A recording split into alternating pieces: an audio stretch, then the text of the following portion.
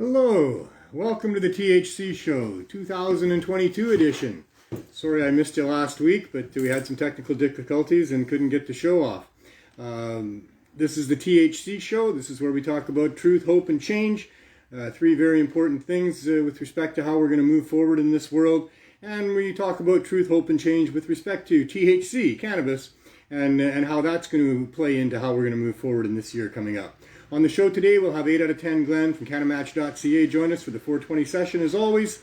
And we'll do a bit of a review of what's happening with the CSP Healing Wave RV and the other CSPs that are going on across Canada. And today I wanted to talk a little bit about the year in review perhaps. The year in review with respect to us here at the Cannabis Substitution Program has been a year of uncovering deep corruption that runs to the highest levels of the Canadian government. We have been attempting to get permission from the federal government to continue life-saving work that has been well documented by Dr. M.J. Malloy, that has been well covered by many independent journalists and scientists, and the effectiveness of cannabis as a replacement for opioids is now well established. We sent a very comprehensive and compelling application to Health Canada over a year ago, so it's not really a year that way because it's well over a year since we have been trying to get permission from the federal government to do what we're doing here. What we're doing is providing cannabis as a form of a way out of opioids for people in the spirit of what we're doing. We're providing low barrier access to cannabis. It is to address the overdose crisis that has been a public health emergency here in British Columbia and across Canada for about the last 7 years. And with respect to our particular program here, we provide high-dose edibles to people to get them through withdrawal because cannabis high-dose edibles can be very effective in helping people get through withdrawal. That's an extremely important point. And then cannabis can replace the use of opioids for whatever people were using them for. People that are addicted to opioids can't get off them easily because of what happens physically when you try to stop using opioids. But there's much more reasons for using those opioids than just the fact that you can't get off of them. Most of the people that are using opioids are using them because they did find relief at one time from pain that they were dealing with and issues that they were dealing with that was causing them problems. But opioids aren't the best solution, especially if you're going to be using them for a long time. If you have a lifetime of depression ahead of you, you don't want to be using opioids as your way of relieving that depression. Primarily because there's complications with using opioids and that they require more and more to be used as you go along, as your body internally builds a network of different supply chains of opioids that needs to be replenished and expanded every time. And so you build a tolerance and you need more and more. And when you start using more and more, then there's a lot of other physical complications that go along with that. And there are just a lot of complications, period. But the point is that people that are involved in these things are not just involved because they can't get off. They're involved because they have underlying health issues that were prompting them to want to find relief from those health issues. And cannabis can be very effective in dealing with most people's underlying health issues, whatever they are. And if they can't directly deal with those health issues, they can at least give you a way to escape from the pain and the stress of dealing with those things, as cannabis provides those things for people. The corruption I'm talking about is because it's corrupt from the beginning. The whole thing was corrupt. There was never a good reason here in Canada or anywhere else for governments, democratic governments, using taxpayer money to prohibit taxpayers from accessing cannabis. There was never any good reasons that were good for the taxpayers and for the citizens. The reasons for prohibiting cannabis were that it was interfering with the ideas of profits that were being had by people that had substitutes for cannabis that they thought that they could patent and make money off of. And cannabis being this plant that grows quite easily and industrially could solve most of our issues, along with medically and other things as well, it became an enemy of those people that had competing products, and their efforts resulted in the demonization of cannabis and the prohibition of cannabis, which has cost our society so much. You can't even put a number on it. I've tried.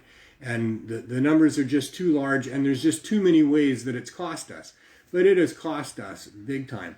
And the corruption I'm talking about is because that's been pretty clear for quite a while now. I mean, we here at Cannabis Culture for a couple of decades plus have been telling people for all that time that those laws are all bogus. What they're talking about is lies. The truth is that cannabis is an extremely beneficial and benign product that really can't hurt people unless they really try hard to get hurt by it, and really does help just about everyone with just about anything that's going on with them. I mean, that sounds like a broad statement, but if you look into it, you'll find out it's true. And if you want to know how it actually operates within the human body, you can Google the endocannabinoid system and see that the cannabis, or the cannabinoids on what we've named the cannabis plant, those chemicals that are on there are mimics of the chemicals that our bodies produce to maintain balance and homeostasis within the human body. And it does that because we've had this symbiotic relationship with this extremely ancient plant going back millennia, as it is also, the endocannabinoid system is also present in almost all of the vertebrates and some non-vertebrates. So cannabis, long time ago now, probably a couple decades ago now, but let's just give the government credit and say 10 years. 10 years ago now, it was pretty clear, and anybody that wanted to look into it at all would find out that there was no logical reason for using the criminal law to prohibit human beings from getting access to a plant that could help them in so many ways and had very little chance of hurting them or of them hurting anybody else with it.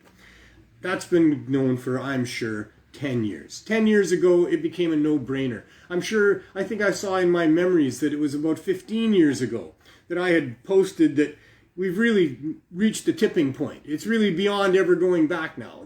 The medical evidence is there, and the truth is finally coming out that we've been lied to. These governments, on behalf of corporations and corporate interests, conspired against the populace and against cannabis being available, and that's what's going on here. And it should have been turned around pretty quickly after that. But it hasn't been. Yes, we did get so-called legalization happening in Colorado and other parts of the States, and then eventually here in Canada, we got nationwide legalization that is maintaining the strict regulations of prohibition, maintaining prohibition against everybody that's not part of Trudeau's cartel, maintaining high prices, higher than prohibition prices, which were outrageous and ludicrous to begin with. And when a public health emergency hits, hundreds and thousands of people are dying, and cannabis becomes one of the solutions for that, the corruption is displayed quite openly in that they will not, so far, give us permission to do what we're doing, even though we've been able to demonstrate beyond any doubt that what we're doing is helping people, is of value to people, and is harming no one in any significant way. I've been doing this show for about 2.5 years, and it's been about 1.5 years that I've been doing it from our location here. We stopped doing it at the studios because the Cannabis Substitution Program, a program that I started, founded, and had been running, got unanimous approval on a motion by City Council in Vancouver that they would support low barrier access, and we got ourselves a storefront to provide our services from and started doing it from there. We at that time had a great history of 3.5 years of providing cannabis high-dose edibles from Vandu, giving out 250 to 300 care packs twice a week to people that would line up for hours through all types of different weather all year round. Never missed a Thursday or a Sunday for the last 2.5 years that we did it, and never missed a Saturday for the full year that we did it before that. And we proved that we could do what we were doing, and it would be successful, and we would hurt no one, and we would have hundreds, if not thousands, of people that could talk about how it helped them. And so the City of Vancouver passed that motion for us to be able to go into a storefront, and we did. But the federal government was necessary for the City of Vancouver to give us a license. They wouldn't do it without the feds giving us a license from Health Canada. Maybe that's reasonable.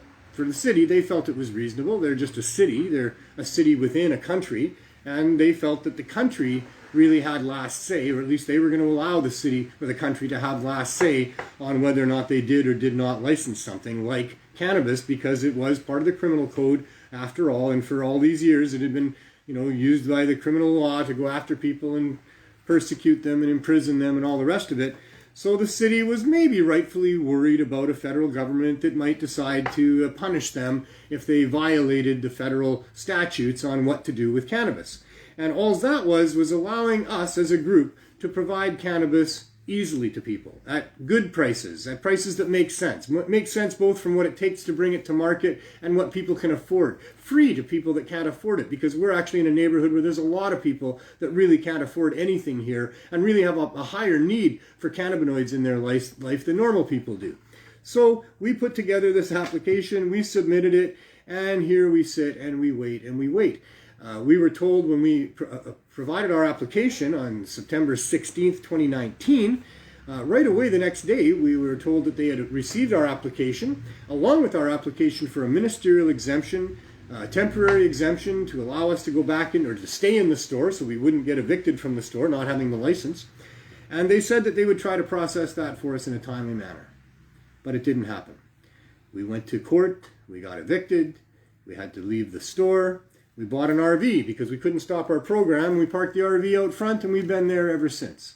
We've been providing cannabis from an RV on the sidewalk, a block away from the police station, across from the courthouse, in a parking spot where you're only allowed to park for 2 hours maximum for 14 months now. It's been quite the year. They had a meeting with us last Christmas, a year ago last Christmas. Not this last Christmas, but the Christmas before that. We had a video meeting or an audio meeting with Health Canada representatives, my lawyer and myself. And they said at that time that they were concerned about providing us with licenses because that would mean that other places across Canada would also be applying for licenses and they'd have a hard time saying no to those. Well, that doesn't make much sense. If they're going to give us a license because what we're doing is actually doing good in the community, saving people's lives during a public health emergency, why wouldn't that be a good thing in other communities across Canada as well? What are they worried about? They're not worried about whether or not other places across Canada can save the lives of their neighborhood people as well. They're worried about whether the government's so-called legalization of cannabis is going to be harmed because we're going to provide cannabis cheaper than them. That's their only consideration. This is the corruption that I'm talking about. It is rampant. It is huge. It is killing people. It is preventing average Canadians from having access to a plant that is as easy to produce as tomatoes, as easy to produce as just about anything in the store. And I need to qualify here because a lot of people spend a lot of money and they're experts and they grow really good cannabis indoors with expensive lights and expensive equipment. And that cannabis is not that cheap, and it shouldn't be that cheap. It couldn't be that cheap because it costs what it costs to bring it to the marketplace. But you can produce cannabis from greenhouses just like they produce tomatoes, just like they produce all the other fruits and vegetables that we get. They can produce cannabis as easily and as cheaply as all of the fruits and vegetables that are in the grocery store. Why can't we have it as cheaply? Why couldn't you buy a 20-inch branch of cannabis, unclipped, uncured, and take it home, cure it, clip it, and use it, cook with it, smoke it, whatever you want to do with it? Why can't you, as a human being, a free human being, walk into a store, have a farmer grow this stuff, and provide it for you at a price that makes the farmer money and makes the store money and makes sense to consumers? The only reason that you can't do that is because of government corruption. Government corruption on behalf of corporations. Corporations that want to provide alcohol, pharmaceutical drugs, commercial tobacco, and now even cannabis. And they want to do it at prices that are outrageous because they want to have a monopoly on it. And to maintain those outrageous prices, you need to have the government supporting you. And that's what's happening here. We have corporations that want to maintain higher than prohibition pricing on a plant that would help millions of people in profound ways. And the only way they could get away with doing that is with government support. And they've got that government support. And they bought that government support. You can count on that. Nothing comes for free. And our governments are not giving it to them for free. They are corruptly taking benefits, money, promises, who knows what. But I'm telling you, they're taking something to be able to do what they're doing, to be able to deny us a license after proving beyond a doubt long time ago that we are an answer to this overdose epidemic, this healthcare crisis, this emergency that's going on in our communities. And they've managed to delay us all this time. And the only reason for that is because on their end, it's complicated.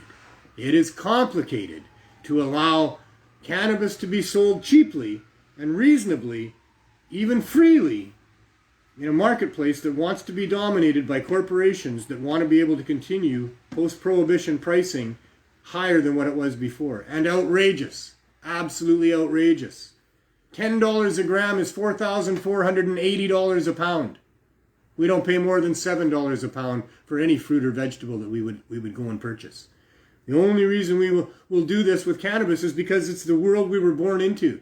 And cannabis is so great that people are willing to pay huge dollars for it. People are willing to risk their lives to get it and have it and use it. But just because it's great doesn't mean it needs to be expensive. In fact, that's immoral. If the pricing is determined by how valuable it is to people rather than by what it takes to bring it to market, then that's immoral. And if it's something that's a medical product, a medical herb, the #1 medical herb on the planet, useful for just about everything that ails people, including stress, the #1 killer on the planet. And I could go on and on about all the benefits of cannabis medically, because it's an anti-inflammatory for one thing. And anybody who understands medical understands the value of an anti-inflammatory. And that's just not even scratching the tip of the iceberg of the value of cannabis. This is an amazingly valuable plant. It could build our homes. It can feed us. It can heal us. It can drive our cars. It can fuel us. It can do all of the things that we need as human beings on this planet. It is so valuable. It is such an amazing plant. We are so lucky to have it. We're only probably here because of it. And I'm not stretching in that either. I think the cannabis plant has had a huge role to play in the evolution of life on this planet. As I said, all of the vertebrates, many of the non-vertebrates, have an endocannabinoid system. And an endocannabinoid system means that there were cannabinoids that were involved. Cannabinoids grow on plants. All life on this planet consume plants to be the life that they are. The life on this planet have been consuming cannabinoids for billions of years, at least millions and millions and millions of years, billions of years.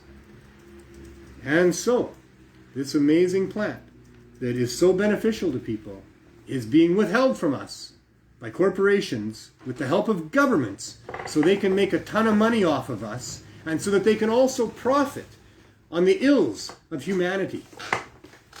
The corporations, they don't mind that people suffer. They don't mind that people get sick. They don't mind that you have problems and troubles, because that's how they make their money. They provide you with what you need to solve your problems, to feel better. All the things you need, they want to provide to you.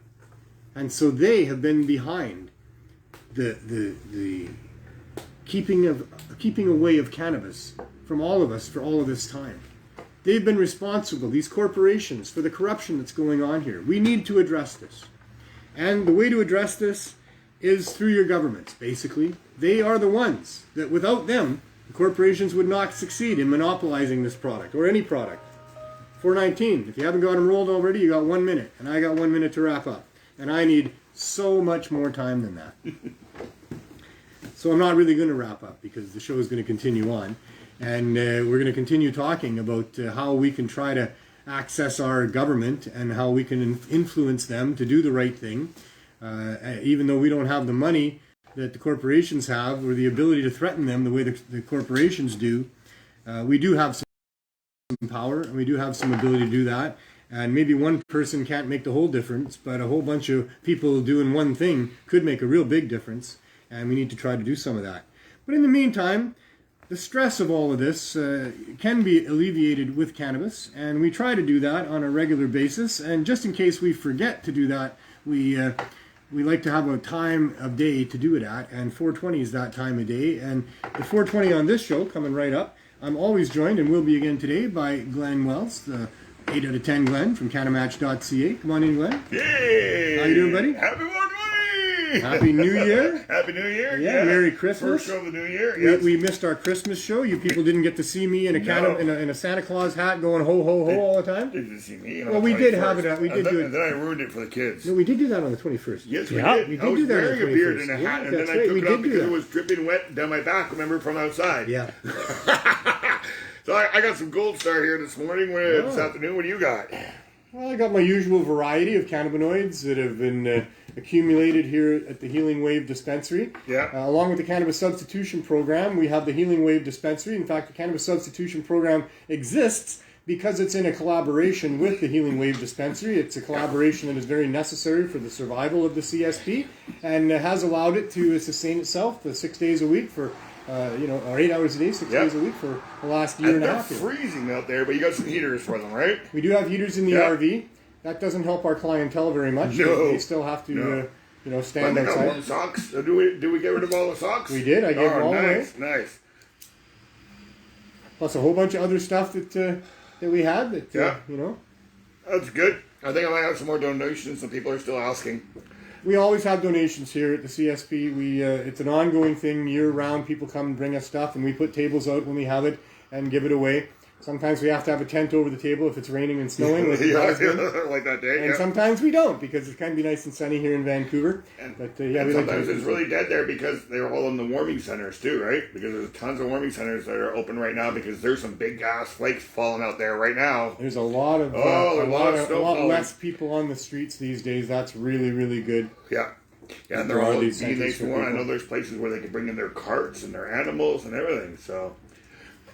And that's always good too. Yeah, because this is such a complicated thing down here, but really it's been going on for such a long time that many of the organizations and the people that work down here understand what the issues are, what the obstacles are, and how to overcome them. Yeah.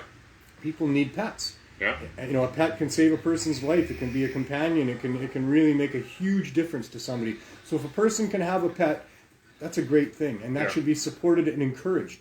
Even though people are struggling in their lives, for them to have something to take care of helps them help themselves, helps them take care of themselves to help them take care of the creature that they love. It's a positive thing. And so when shelters don't allow people in that have a small pet with them or a pet with them, they don't want to be with it. It really is. It's a big hardship that needs to be addressed. So thankfully, like you say, there's shelters that have allowed for that. Carts and pets and stuff like that. Yeah, and they allow for lots of. They really want to save the people, but they realize those boundaries are there, and a lot of places won't take pets and carts. But if they've got the place to do it now, that's good.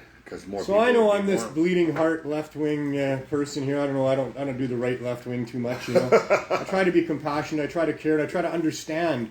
The dynamics of what goes on with people. It's difficult to walk in other people's shoes, but I try to do that. I try to think about what shaped them the way that they are, what's caused, and all of that, in an effort to try to relate to people and to be compassionate and things like that. And think out of the box. And think outside the box. Yes. But when we think of others, the truth, because on the other side of the bleeding heart left wing person is those people that say, those people should just pull their socks up and go get a job, and why can't they just put a smile on their face and make better choices for themselves? That's the big one. Why don't they just make better choices for themselves? Yeah.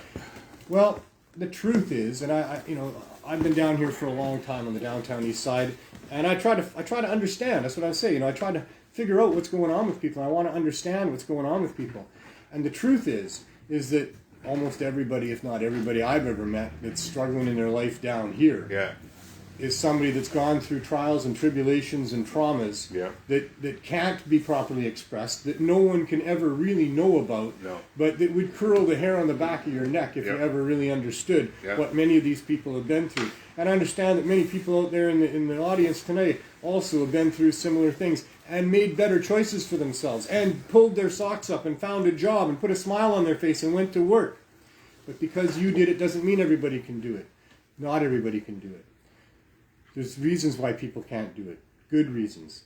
Nobody wants really to be homeless, struggling, hungry, sick, sleeping in a lane, out in the elements, in the cold and in the heat, not having a proper bed to sleep in, not having a family around them. Most people don't want that. That's not what they went for. That's not what they hoped for. The decisions that they made may not have been the right decisions, but that's what happens to human beings. And why don't you make the right decisions all the time? Well, you don't have the right information. You don't have the right experience. You don't have the right makeup. All of these different things. We are born already a unit of all kinds of stuff. Parents, when they have a child there, that is not a blank slate. It is never a blank slate, that child that is born into your life.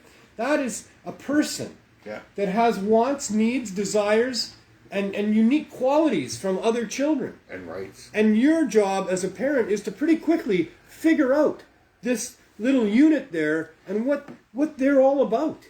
Because when you have a whole bunch of children, you have a whole bunch of different children. Mm-hmm. You know, unless you have identical twins, then you have a pretty good chance of having their behaviors be pretty close to each other, but still not the same. Yep. But when you have just different children, they are different children. You know? Yeah. And no two are alike. And well, similar. They can similar? be similar. Sure. Yes. I'll grant you that. Yes. But really, it's a process of figuring out what this baby wants and doesn't want, and addressing that. Yeah. If you as a parent don't agree with what your baby wants and doesn't want, then you try to shape that. You try to change that. What your baby needs, or what they think they need. Yeah. And this is all just life. Life is not easy. Life is flipping hard, man. I mean, we make it easy in lots of ways, and for some people it's not too hard at all. I mean, it depends on what you're born into. Yeah.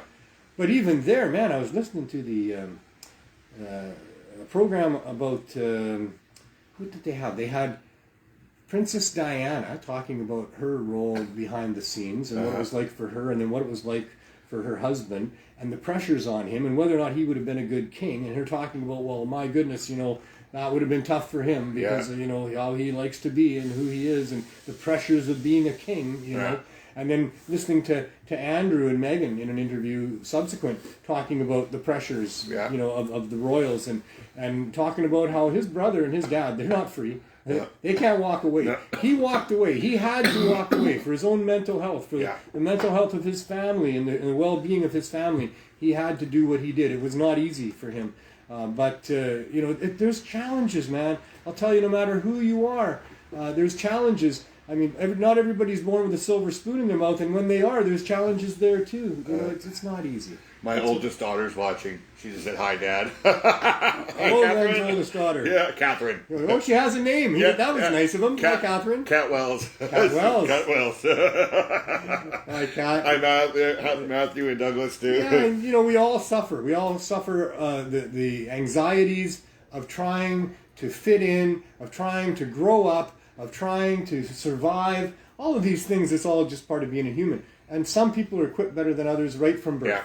And some people are given more tools at birth and beyond than others. And some people are not only not given the same tools as other people, but they are given impediments that are so severe. And, you know, there but for the grace of God go any one of us. You know, it could be you that was born with the trials and tribulations of so many people that have had to overcome stuff that the average person wouldn't would never be able to do. Yeah. You know? Yeah. So, like cancers and... So my point is, cut everybody a whole whack of slack. And I know that's a left-wing liberal, you know, bleeding heart thing to say. You know, sure, I'm in favor of encouraging everybody to be their best person, you know, and do the best they can and be independent. And not only be independent, but put yourself into a position where you can help other people. That is when you're succeeding as a human being. And I would love to see everybody be able to do that. And I think that everybody, that they could do that, would be living their best life and would be happy and all the rest of it. But life isn't generous to everybody. Not it's everybody. Not kind to everybody. It's kind of the yin and yang of things, right? It is. Yeah.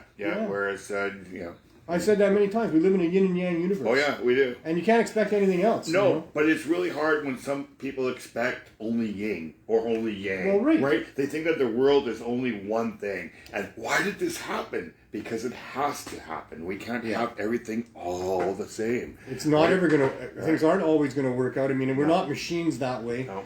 Even machines have glitches. And when our DNA has been spread over 7 billion times now, of course there's going to be weaker humans of us that might be getting more diseases because, you know, we know that DNA can only be split a certain amount of times, right? So now we've done like 7 billion times. The complexities of life, man. I mean, holy shit. It might be easier being a squirrel. It might be. I don't know. Probably. You know, you get squirrel in the show. You're born a squirrel. You do the squirrel thing. You know, probably you have some seasons that are harder than others. Maybe you get eaten by a coyote. I don't know. Yeah. You know, there's probably tough things there too. But it might be easier being other things. I mean, being a human. I don't know. We're quite a ways out of our natural environment here. We sure are. You know, changing, what was our natural changing fast all the time. Like, wow, we ever had to adjust. Over my 65 years here, there's been so many different needs to adjust to a new world, a new different, you know, space to be in than we had before. It ain't easy. So that's all my point for the new year. That's what I'm trying to do. I'm trying to bring in this episode of the THC show to say the truth is that many people struggle. And most people won't tell you their struggles. Some people love to tell you their struggles, but most people, they struggle harsh and they don't tell nobody. Right, because you don't want to be seen as being weak. You don't want to be seen as someone who has trouble, you know. So for whatever reason, most people don't talk about their own trials and tribulations, you know. And so we should just assume that everybody's dealing with unseen problems and everybody's doing the best that they can, and be generous and compassionate with everybody. And like I say, if you can work yourself into a position where you can give to people that have less, that have not had the benefit of whatever you've had to get to wherever you are. However you got to wherever you are, that you can give back. Like you and like me and like many of the people that we hang with, we're people that are able to give back because we got to this place. Well, I'll tell you, I got here because I'm lucky. That's all. Yeah, I got it where I am because I'm lucky too. You know, I could have I easily still live on disability and stuff like that. So could have easily been one of those people. You know, the path that I was on, coming, Toronto, you know, East Vancouver, you know, until I was 12 or 13, and then out to Surrey because my parents thought that would be better. Well, trust me, if you know this area, Surrey in those days was not a better place than East Vancouver to be growing up. And it's cleaner, bigger. But you know, still, I mean, being in school in Surrey was tough. It was fight or be beaten and lots of other things. So whatever, just be nice and kind to each other. I think that people should be kind all the time. I think that's the best gift you can give to yourself. It is getting slippery. We're gonna go out there. I hope they're not gonna hit my car. I haven't been out there for an hour. It's coming out heavy. It's coming down pretty heavy, is it? Yeah. I was a block away and Funny, earlier today I had to go out. We're on a little bit of a down here. We're not too far off the ocean, right where we are here. And it's you go up a little bit of a slope up there, about 3 blocks away, and they got a whole bunch more snow than we got right here. And I had to go actually about a mile away, and a mile away it was snowing like crazy. And as I got just like 1 mile west, and a little bit lower down, now it's just raining. Rain again, So, when I was driving in, we were having patches of rain and snow coming in, right? Well, the farther east you get, Langley, it was the colder it gets and the more snow it gets. It was raining, but now these big flakes is like amazing because usually it's just rain when you're close to the water. Another one's sliding out there. Because people don't buy their winter tires when you live in the city because it's supposed to be the wet coast, not the snow coast. You know? We don't get much here, but we do get a little bit. It's amazing that we've got this much snow. We haven't had this much snow in 10 years, they said. So my point, I hope you all got it. My challenge to you for the new year is try to be as nice as you can and be nice all the time. There's very few reasons not to be nice. Even when you've got a problem with somebody, most people are doing the best they can. Most of the time it's a misunderstanding. Every once in a while the right thing to do is show a little bit of being not too happy with somebody, I agree. But most of the time you can deal with these things by being nice. I believe that's the way to do it. I think that's better for you. I'm talking about you, not the person that you are or aren't being nice to. I think you're nice because we live in an echo chamber. If you're nice to people, you're being nice to yourself. If you're not nice to people, you're not being nice to yourself. That's no way to be. You don't have to be that way most of the time. So let's challenge each other to be as nice as we can. And if you want a New Year's resolution that you could probably keep, why don't you send a letter to one of your government officials and tell them that we need a CSP program in your local area. Thank you, Glenn. Let's get serious, shall we? Let's do that, right? Let's get serious on the show. Just one thing this year. Everybody says they're going to lose weight. You know, they never do. But, hey, we're only asking you to send one letter to your government official saying that you need a CSP program in your area. And then we can get things going. So that kind of does it for our 420 second. Which brings us to the show. And today's show is a little bit better than most of the other shows that I've done for the last year and a half in that I've got some good news. We didn't do last week's show, but the day after we would have done last week's show, on Wednesday of last week, I got an email from the Federal Ministry of Mental Health and Addictions in response to 2 things. One was the letter that I had sent them about a month or 2 months prior to that, welcoming the new minister to the new ministry, giving a little bit of an insight into who we are and what we're doing. And also the second one was they got a letter from our Minister of Mental Health and Addictions, Sheila Malcolmson, here in British Columbia. And so they said in their letter to us that they were responding as a result of that prompting by our minister. So thank you very much to Sheila Malcolmson. that they were also responding because of a letter that they got about a year ago, not quite a year ago, in February of last year, from several different BC ministries, prompting them to look into cannabis as a harm reduction tool in the battle against the opioid crisis. So that's also awesome. Thank you to all of those BC ministries that I had also written letters to, asking them to do what they did, and, they did. They did. That's nice. The letter that we got from the minister said that they acknowledged and appreciated the work that we were doing here in our community to help people with the overdose crisis. That is very, very good news to hear, that they are acknowledging us and that they appreciate us.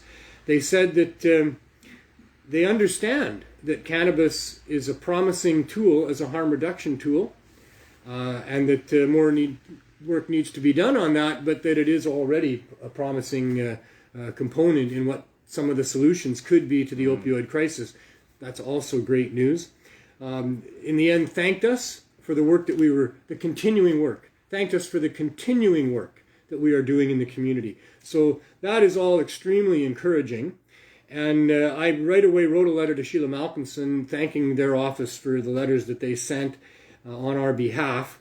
And today I wrote a letter to the ministry in Ottawa, and I'm going to share that with you. I think that's only fair, that everybody gets to hear what I wrote in response.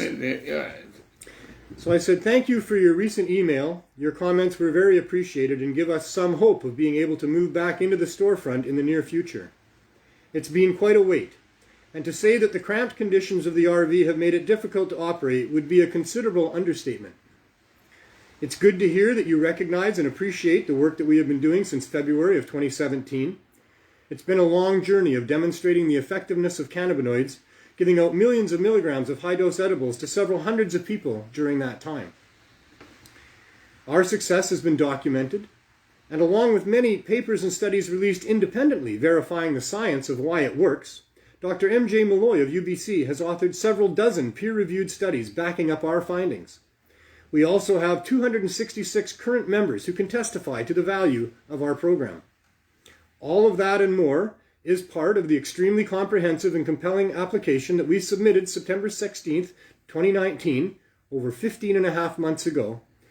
This was submitted to Mr. Benoit Seguin in Health Canada's Special Licensing and Exemptions Division, as well as to Patty Haydu, the previous health minister, to whom we also sent an emergency application for a temporary ministerial exemption, which would have allowed us to avoid eviction.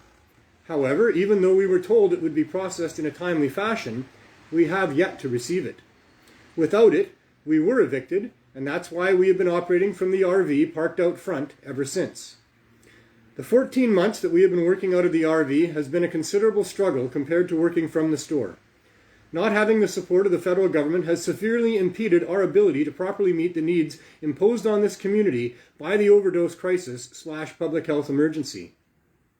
We are extremely concerned about the many people we are unable to reach and those who are falling through the cracks due to the limitations of the RV.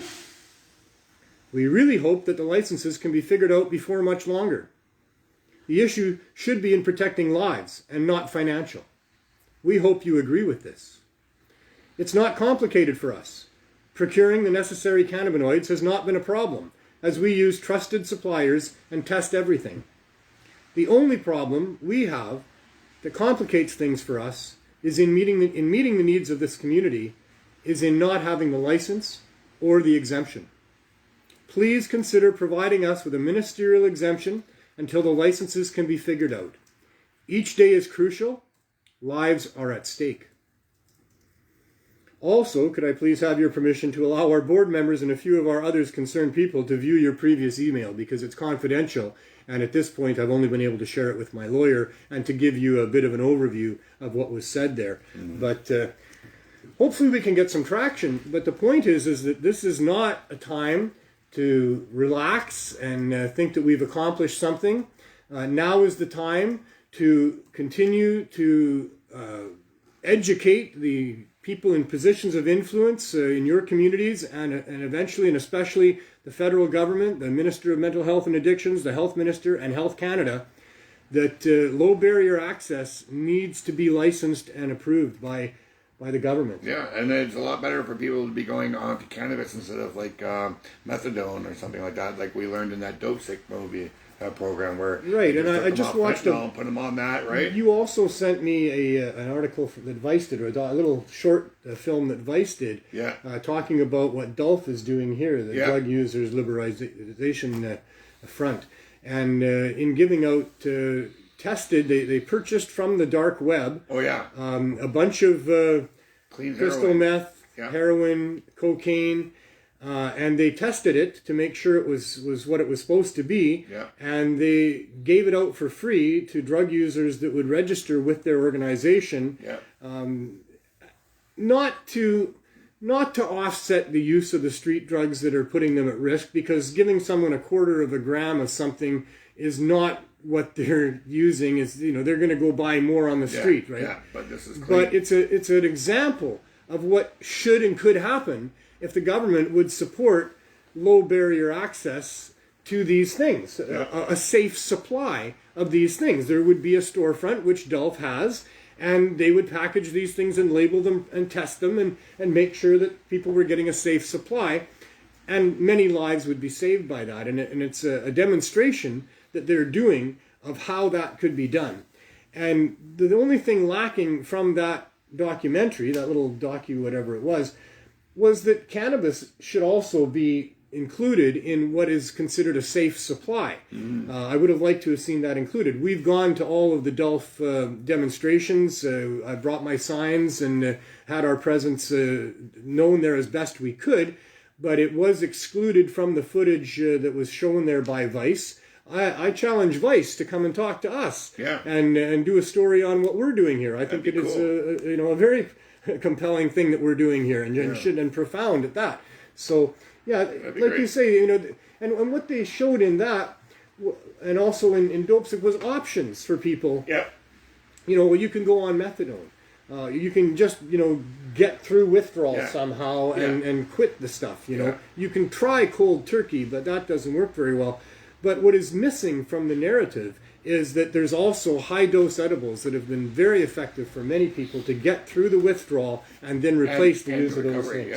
So there's a gentleman in Lloydminster that's been doing what you suggest. He says that he's given out weed and has saved 2 lives in 2021 and the first life saved of 2022 already. His name is thank you very Frostbite. much. Yeah, Lloydminster. I guess that's Alberta or something up there. Man, I'm aware of a number of people that are doing the same thing, and they've got no voice or vehicle. The media doesn't report on this stuff, other than social media platforms, where they may or may not have an audience.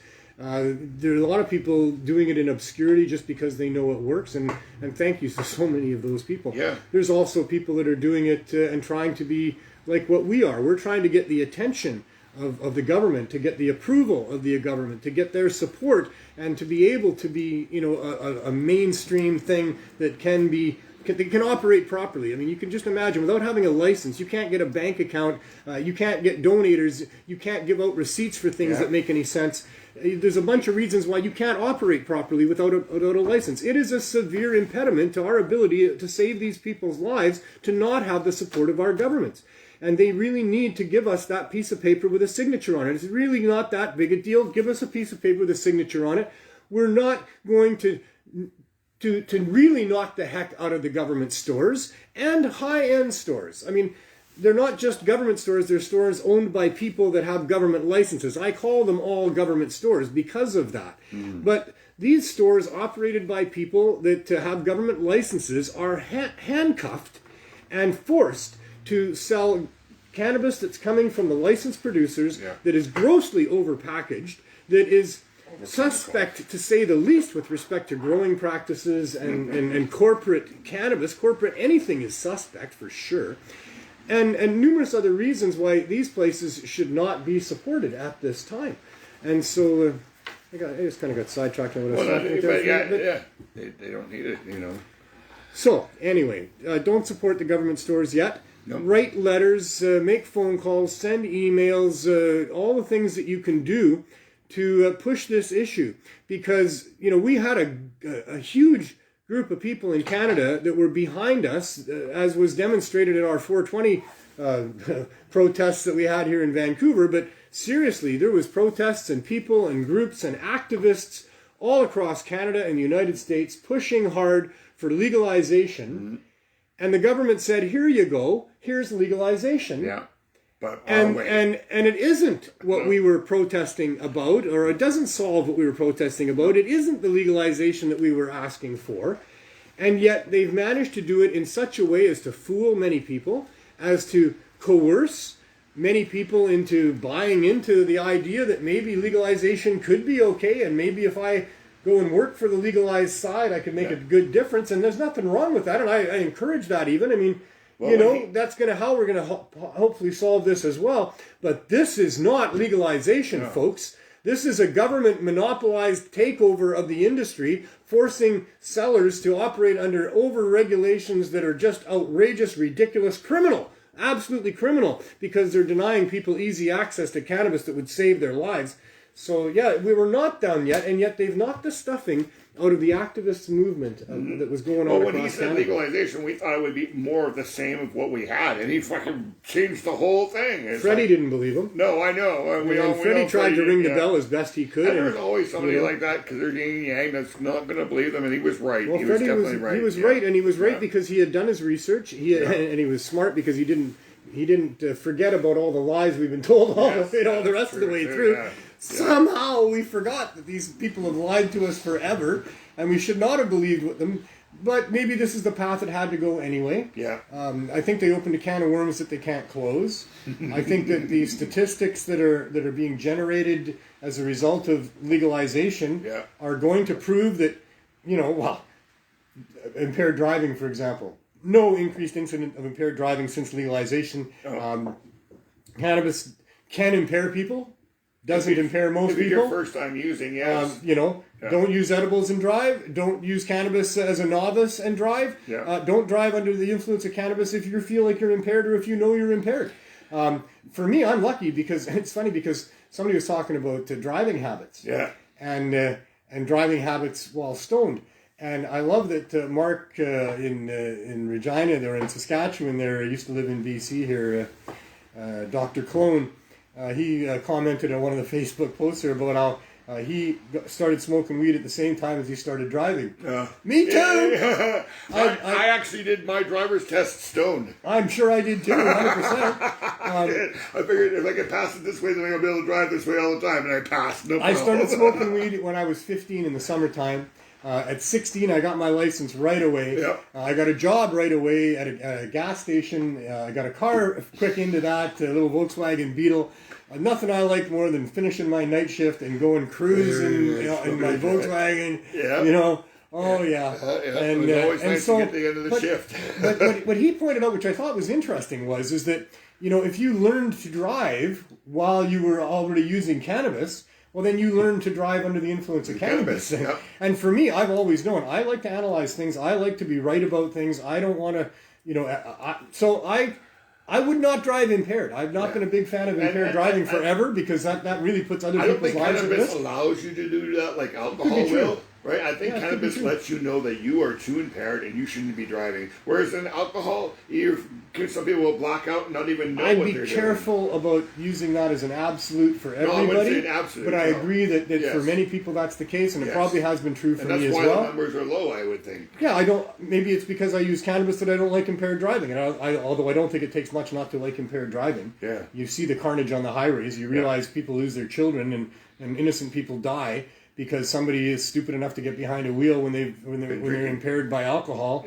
and drive too fast and run stop signs and head on into traffic and we've seen it. It's been horrible. Yeah. So I'm not a big fan of impaired drivers at all. I don't think that's a good idea, and that's from sleep, from pills, from booze, from whatever. If you're impaired, edibles, whatever, don't get behind a wheel. It's a 2,000-pound weapon that you're driving around at 100 miles an hour. And, if you're not properly in control of that thing, people could die. Yeah.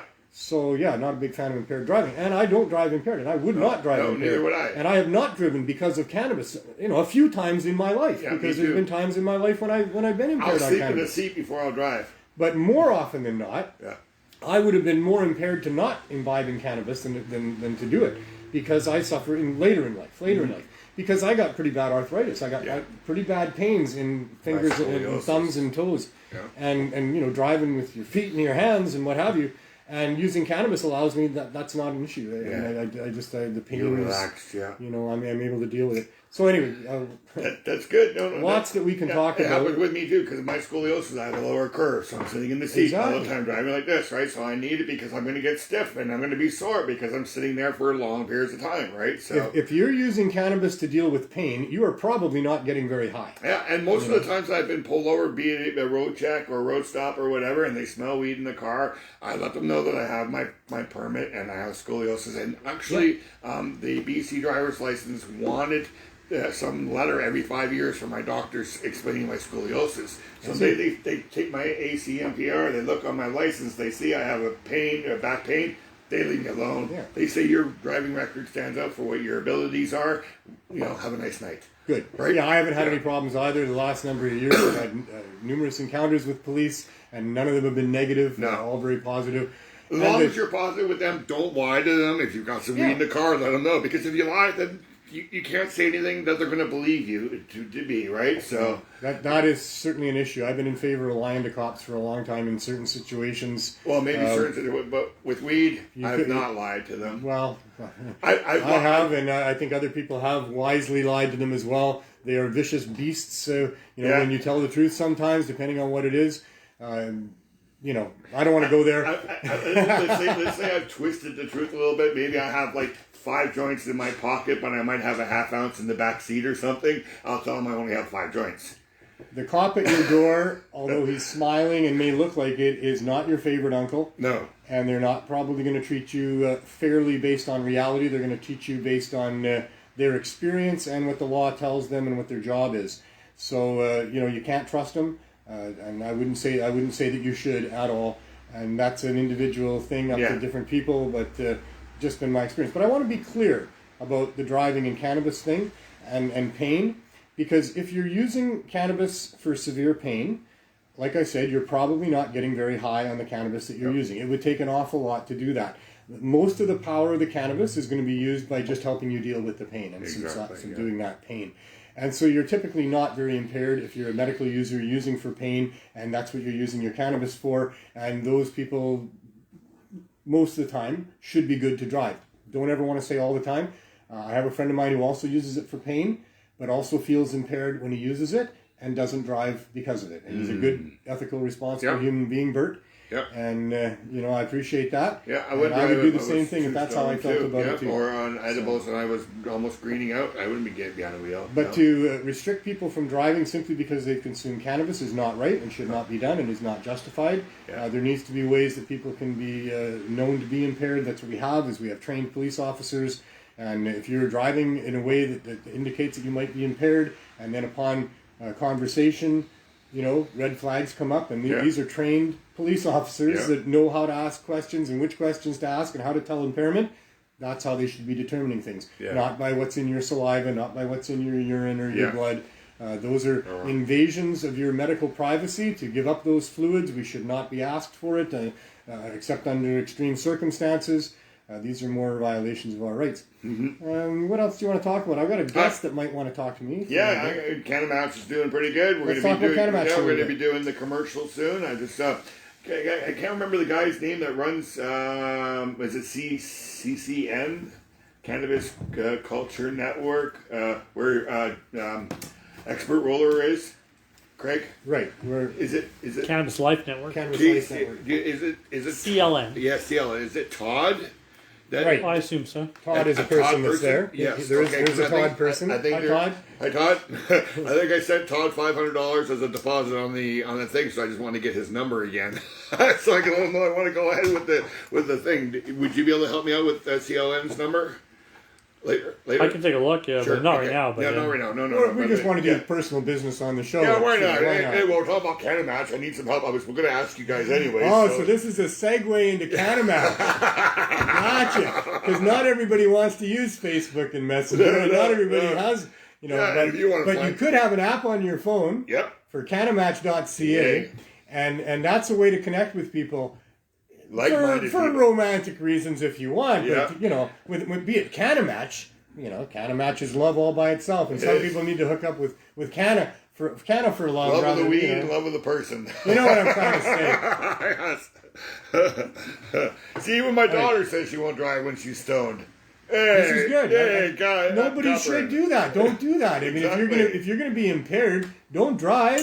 So don't drive. we've reached 4,500 people in CannaMatch so far. So that's what I Nice. wanted to say, and look forward to a So in this new year, you'll reach 5,000. yeah. And hopefully with the $5,000 I'll spend on the commercial, it'll bring in some more people too. Sure, and the more the better. That's how those things work. If it was only 2 people on CannaMatch, well, you may as well just have a phone. I know. That's enough people to match. That's true. It is. It only takes 2, right? But the more the merrier, because the power of CannaMatch, you know, our community's been divided here. We don't have the same groups that we had going on before, the same protests that we had going on before. COVID has knocked the shit out of our ability to get together and do things and have events. And legalization has knocked the shit out of activism, and activists are divided amongst themselves. COVID and legalization have been the most divisive elements within our cannabis community to ever happen by a long shot. Makes soccer moms look like nothing back in the 70s. So, you know, here we are, a community that needs to communicate and needs to get together, and CannaMatch is a great way to do that. It's a great way to meet people that are like-minded with respect to cannabis. It's a great way to communicate with people about where a good hookup might be, especially if you're new into an area and you don't know have anybody. to lie to the person saying you don't smoke cannabis when you do. Does it cost or money something. to go online with CannaMatch? No, Do they want no, money? Nope, it's free to sign up. It's all free. I just, Yeah. after all these years, I just thought about it. And who knows, you might find the love of your life as well. You never know. A couple of people already But, have. you know, so. even finding the cannabis love of your life is a good You might thing. even just find just a good friend that you can smoke up with and be 20 years smoking buddies, you know? Because if you are just so vehemently opposed to giving any money into that system that is continuing to make a criminal out of your cousin for growing weed in his basement and selling it to Uncle Fred, if you hate that system so much that you would never ever walk into a government licensed store, and I don't mean never ever, I mean until they allow stores with low barrier access. And selling mom and pop. You know, low barrier access stores will change it. But if you don't want to go into a government store and you're into an area where you don't know anybody and you don't have any weed, well, that's a situation that you want to have some help with. Yeah. So here you go. CannaMatch.ca. You don't have to phone your friends and say, hey, do you know anybody in such and such a place? Because I'm here and I don't know nobody. You can just go to CannaMatch.ca. It is free to join. You can find out who's in the area. Send them a message. Maybe they can hook you up. Maybe you can become friends. Maybe you'll have babies together. You never know. Or maybe none of those plant bottom babies, too. Maybe you'll just get weed. But whatever it might be, you know? Yeah. All right, sir. All right, Glenn. Well, We'll see you next week. We start another new year here. Yeah. We hope that things are going to get better than they've been the last couple of years in Next several week's my different ways. birthday. And next week's your birthday. Yeah, What day? it'll be the Heinz Day. It'll be Heinz' birthday, the Heinz 57. Right. The day after the show. Oh, the date. Yeah, so the 12th, Wednesday, a week tomorrow. Oh, okay. So I'm not singing you happy No, birthday now. but you get those chords. Because if you were worked up within this 2 week. days, you have I to was going to endure. warn you to get the chords worked up, relax Practice them ahead of this time. weekend, maybe not too Gord much. Dowdy, that's why I'm wearing the scarf here. Protect the I remember throat. Gord Dowdy talking about singers, Singers got to protect You their got vocal to cords do that. there. Wear a turtleneck, and So, you're all good. All I right. want to duo cannabis. Yeah. I want to duo cannabis. Right now? Maybe right now. Let's do it. I didn't mean that. Well, I meant that, it's been a while. I've been able to match you a little bit, Yeah? Yeah. You can sing on cannabis too? Sure, I'll do a little bit with you. All right, we're All going right, to you do it, I'll We're follow going to go behind. way out on a branch here on the THC show. We'll see if this is Should we risky. smoke cannabis while we're doing it? I'm going to have a puff. Let's do a I puff. got my All right, vocal let's do a puff. cords warming up. Yeah. La la la la la. Do we have one of those little tone harmonica things? I'm not sure I do it in any known chord. A completely unknown chord. I've had lots of musicians have a lot of trouble matching what I do. Really, eh? I've had some singers do it. Julia Rose. Yeah. Do you know Julia Rose? I think I've heard of the name. She's a wonderful woman. Her and her buddy Orso, the bear, she was a cannabis activist back in the day, and then Anyway, Julia Rose, she's a very quirky, a unique individual, and she came up to Vancouver here to be at an event, a cannabis event, on stage there, and she heard me warming up for Cannabis, and she was very intrigued because she's actually a musician. She started out her whole thing writing songs and playing songs. I don't know if she still does much of that. I haven't seen much of that out of her in quite a while. But so she wanted to know if she could sing that with me. Well, just like what you and I are about to do here, unrehearsed, unknown. I didn't know this person. I'd never met her before. I mean, I knew of her, and we had communicated privately, but I'd never met her before. We hadn't ever tried to sing together. That's for sure. Yeah. And she wants to come up on stage with me and sing Cannabis. So okay, well, let's go through it once and see. So her and I sang it once through out in the parking lot. And then 5 minutes later, we're up on stage there, and I'm opening the event with Cannabis. So it's like the first thing that happens, for these events. And there she is going to sing it, and it was wonderful. It was great. Yeah, wow, that's nice. Yeah, I've never seen a copy of the words. I've only heard you sing it, so I really don't know all the words. I think sometimes you switch it up a little bit. I'm not sure about that. I switched it up once. I went back actually to my more original version of it at one point in time. So it's pretty much there, but I do kind of wing it a little bit sometimes. I change the words once in a while depending on the event. Yeah, because I think I've noticed a couple of differences. I have tailored it to different events. Yes, okay. When I sang it at Gail's funeral it's on not the my island, stoned mind thinking I rewrote a little bit of it for Gail's. So I think they're waiting for us. They're waiting for us. Yeah, you told them you were going to sing. I'll start it out there to see if you can match. I'll see if I can come in just there. because I haven't done this for a while. It's a new year. It's the first show of a new year. Yeah, why not? Right? And maybe it's an omen that we can get 420 happening again and stuff like that. So do you want to sing it too? Come on, get in here. How about I'm walking on dangerous ground now. You never know when you don't rehearse stuff. You never know. Oh, cannabis, the sacred plant of peace. With healing power, it helps our eyes to see. And with glowing joints, we make the point that the true north should be free. And with wise red eyes, we criticize the war against the CSP. And the energy. Oh, cannabis, the drug war's a bust. Oh, cannabis, we stand here high and proud for thee. Oh, cannabis, the sacred plant of peace.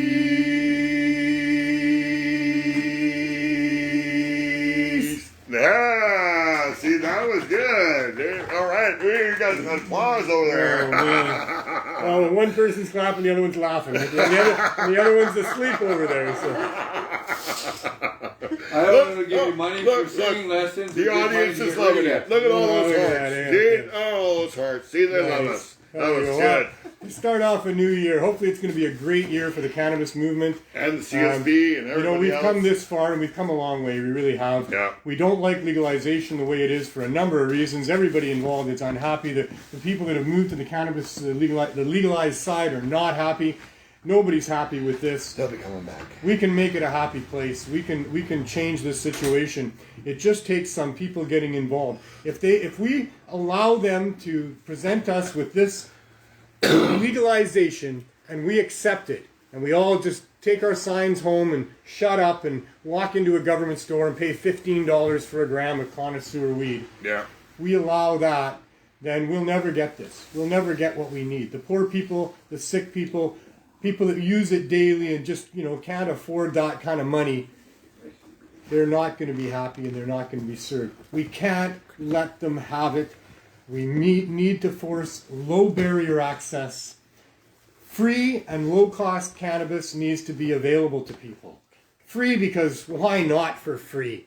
Easy to do, easy to grow. lots of people would give up their excess. Lots of people would just do it for free, for advertising value, for just how they feel about themselves value, for whatever. Lots of people would help to sustain. We've proved that for 5 years here. For 5 years, we've had high quality, high dose cannabis edibles, millions and millions of milligrams worth that we've given out for free, because there is value in people doing that. And the government needs to allow that. That's all. Just get out of our way. Let us do it. Let's save and, and low-cost cannabis, because let a farmer grow what he wants. If you got some property, you got some dirt, you're growing lettuce and cabbage and tomatoes and cucumbers, and you're supplying that to your local grocery store, why the hell couldn't you just put in a patch of cannabis and supply that to your local grocery store as well? Why can't you? Why can't you? You can't. Why can't you? You can't because of government corruption. Yep. And that's all. Only. Period. Power. Greed. It's not because rich, filthy corporations that don't have any ethics want to monopolize the marketplace and want to not allow that to happen. No, that's not why. Because we have governments, public servants. This is a democracy of free people here. And it's only because they are allowing that to happen. They are propping that up and allowing that to happen that it happens. They should be the ones to be making sure that any farmer can grow some cannabis if they want and bring it to the marketplace. Why not? And that the marketplace will decide the price of that. And if you have excellently grown connoisseur cannabis that has been produced expensively, and you want $25 a gram for that, well, you should be able to sell it if you want. If somebody will come and buy it off you, you should be able to sell it. If you've got really good cannabis and people are willing to spend a lot of money on it, of course, get out of the way, government. Maybe charge some tax just because there's extra money involved. I don't know, probably not with cannabis. But if you just want to grow some cannabis, you're just a guy with a piece of dirt, and you want to grow some cannabis, and you want to go and make sure that people can get it easy, because why not? Why not? I hope everybody gets that. We are living in a corrupt world until every farmer can grow whatever they want, and every human can buy whatever plant that they want, and use whatever plant that they want, and actually do anything that they want, as long as they're not hurting other people. So, anyway, I was just dealing with my jacket. The fight continues with Glenn and his jacket. Looks like the jacket's winning. It'll be all over him shortly. Hey, I won.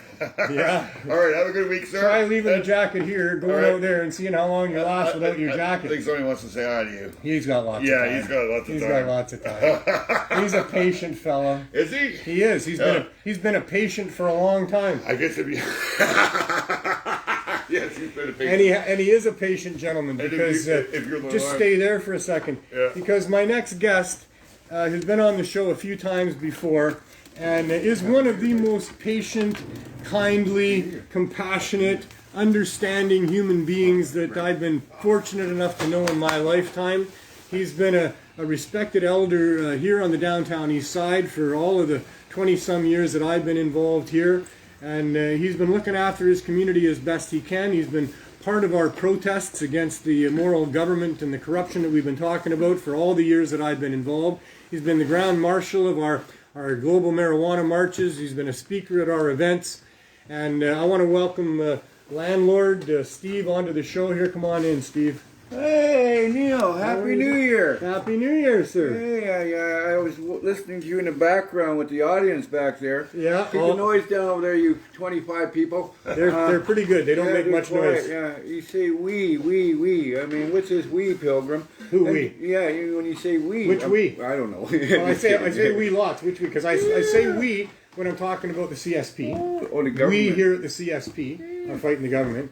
And I do say we with respect to just being ordinary people too. I consider myself an ordinary person, and we have been oppressed by large financial interests for a very long time, and you can obviously attest to that. Oh yeah, better than me. Yeah, I was listening to you earlier on the program about your family and all that, and When I was 12, I lived under the bridge here in Vancouver for 6 years. Yeah, and you were part of the 60s scoop 60 scoop. that hurt so many people. Yeah, I didn't make the timeline with the letter in. I don't get the money, so that's the government for you, Another right? injustice, in my opinion. Your government, it's not my government, because my reservation. Our government put a deadline on people that could claim, because they had their lives impacted by being scooped out of their families and put in residential schools.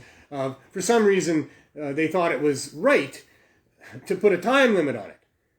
But And for people like Steve that didn't realize there was a time limit on it, but was applying because he was one of those people, didn't get it in time by 1 day, and was told that there's no recourse for that. I really still think that somebody should advocate. Hey, I got great news.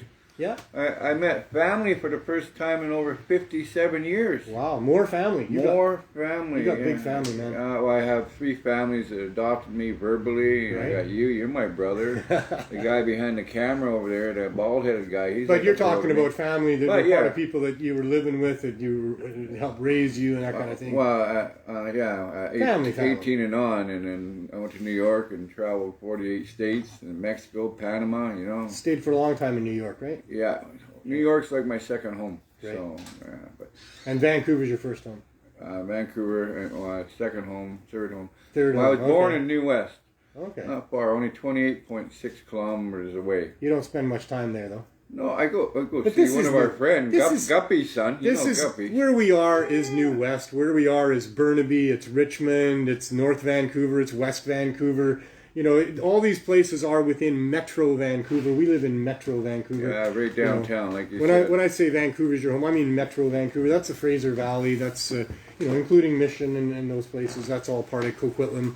I don't want to forget too many places. And Langley, I guess. Oh, the suburbs. Metro Vancouver Yeah. is a big place, and that's it's all we're all, because the people that are here in the city in actual Vancouver, in many cases they live in those other places in Metro Vancouver. They work in the city, but most of them live out I try not to leave a 5-block radius. I just live a block from here, so between here and Cannabis Culture, and yeah. I don't leave a 5-block Plus, radius. it really bothered you when we moved from the courthouse, or pardon me, from the art gallery, which was about within the 5-block radius. Wow. Went down to the beach. Now you got to walk a little farther. Oh yeah. Get you out of your comfort zone. I like to see that big powwow happen again. It next was year. good, wasn't it? Oh yeah, I remember opening up for. There's not a chance that What it's was happening that? again next year. I'm sorry to tell you. No. The original organizing group is not able to organize it, and with COVID doing what it's doing, apparently, there won't be any large gatherings like that anybody's going to be a part of. There will be a gathering of 420, I would imagine, barring unforeseen, Hey, I got more a extreme rooftop. Maybe next year circumstances. people come to my rooftop. Well, I think it'll be happening at Sunset Beach. I'm trying to work with some people that are trying to do it in a responsible way, as has been done throughout the pandemic. / Dude Bar Chili Beach. Because the barge is there. It's on Sunset Yeah, Beach. oh, They the have a barge sign. is still- they got that. And they got a sign. It's called Dude Bar Chili Beach. Yeah. Yeah. It's also got some Aboriginal name that's pretty. An indigenous name that's pretty good. The original landlords, don't forget that. Yeah. I mean, why do natives hate snow? Because it's whiteness on our land. I'm just kidding. I love you guys. I'm not prejudiced. I watch color TV. But yeah, natives don't like snow. You need new material because I you've been know, on my that's show old. several times. I You gotta you find run new the same material. material. I'm the same way. It's how I smoke my herb. My brain's on hiatus. It's just I mean, I said to you earlier, I haven't seen you since last year, and I guess I said that a couple of days ago. But that's what I've been saying for years because I never came up with anything better. That's all. I can't, But it gets old after all. That's why they call them old man jokes. Oh man, You get experience, you learn some Okay, stuff, let's you say come we. up with a good routine, and then you nail it, and then you stick with that for a while, and then it becomes old man jokes. Yeah, I was looking back at the years on the YouTube videos of 420 and all that, and wow, it's just Some good stuff, eh? some good stuff. Hey, even the police were harassing you guys back then. I wish I was there. We've had some times with the police at 420 and Cannabis Day, Global Marijuana March. Yeah, I can think of a few instances where things happened for sure. My Fun idea, stuff. everyone who's watching today, for New Year's, like they're talking about resolutions, why don't you share this with someone?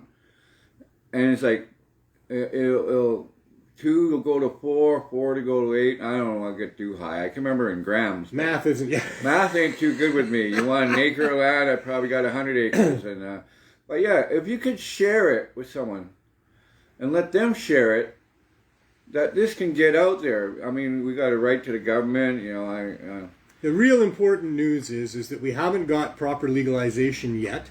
And the new mantra is low barrier access, which just means a store that you can walk into and buy cannabis that's priced reasonably based on what it costs to bring it to market and what its value is.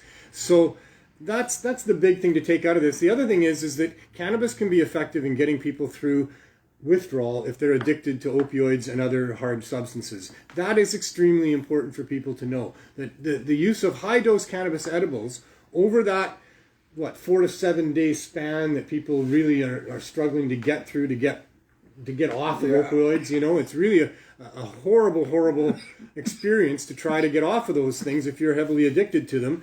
And high dose edibles really smooths that out and has allowed so many people to get on the other side of that. We've got 266 members of the CSP.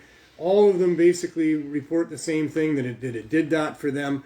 And they've used it as a replacement, and now they just use cannabis. And this is something that works. And in a world where now the opioid and hard drug supply is being poisoned by fentanyl and not being adequately supplied by safe supply storefronts or anything like that, the government is insisting on prohibition, which definitely results in an underground marketplace, an unregulated marketplace, and people are dying and will continue to die. The big news that this show is presenting to anybody that watches it that needs to get out there is that cannabis works, man. High dose edibles can get people through withdrawal. They can replace the use of those drugs. Cannabis smoked by itself, any junkie knows, or I'm sorry to use that term, it's really inappropriate. But any person that's addicted to opioids and other things knows that smoking a joint isn't going to give them the relief from what they're looking for the relief for. It isn't enough. It isn't enough. For almost nobody is that enough. But when you concentrate it into edibles and make them of a dose that works, not too much either, because too much isn't much fun either.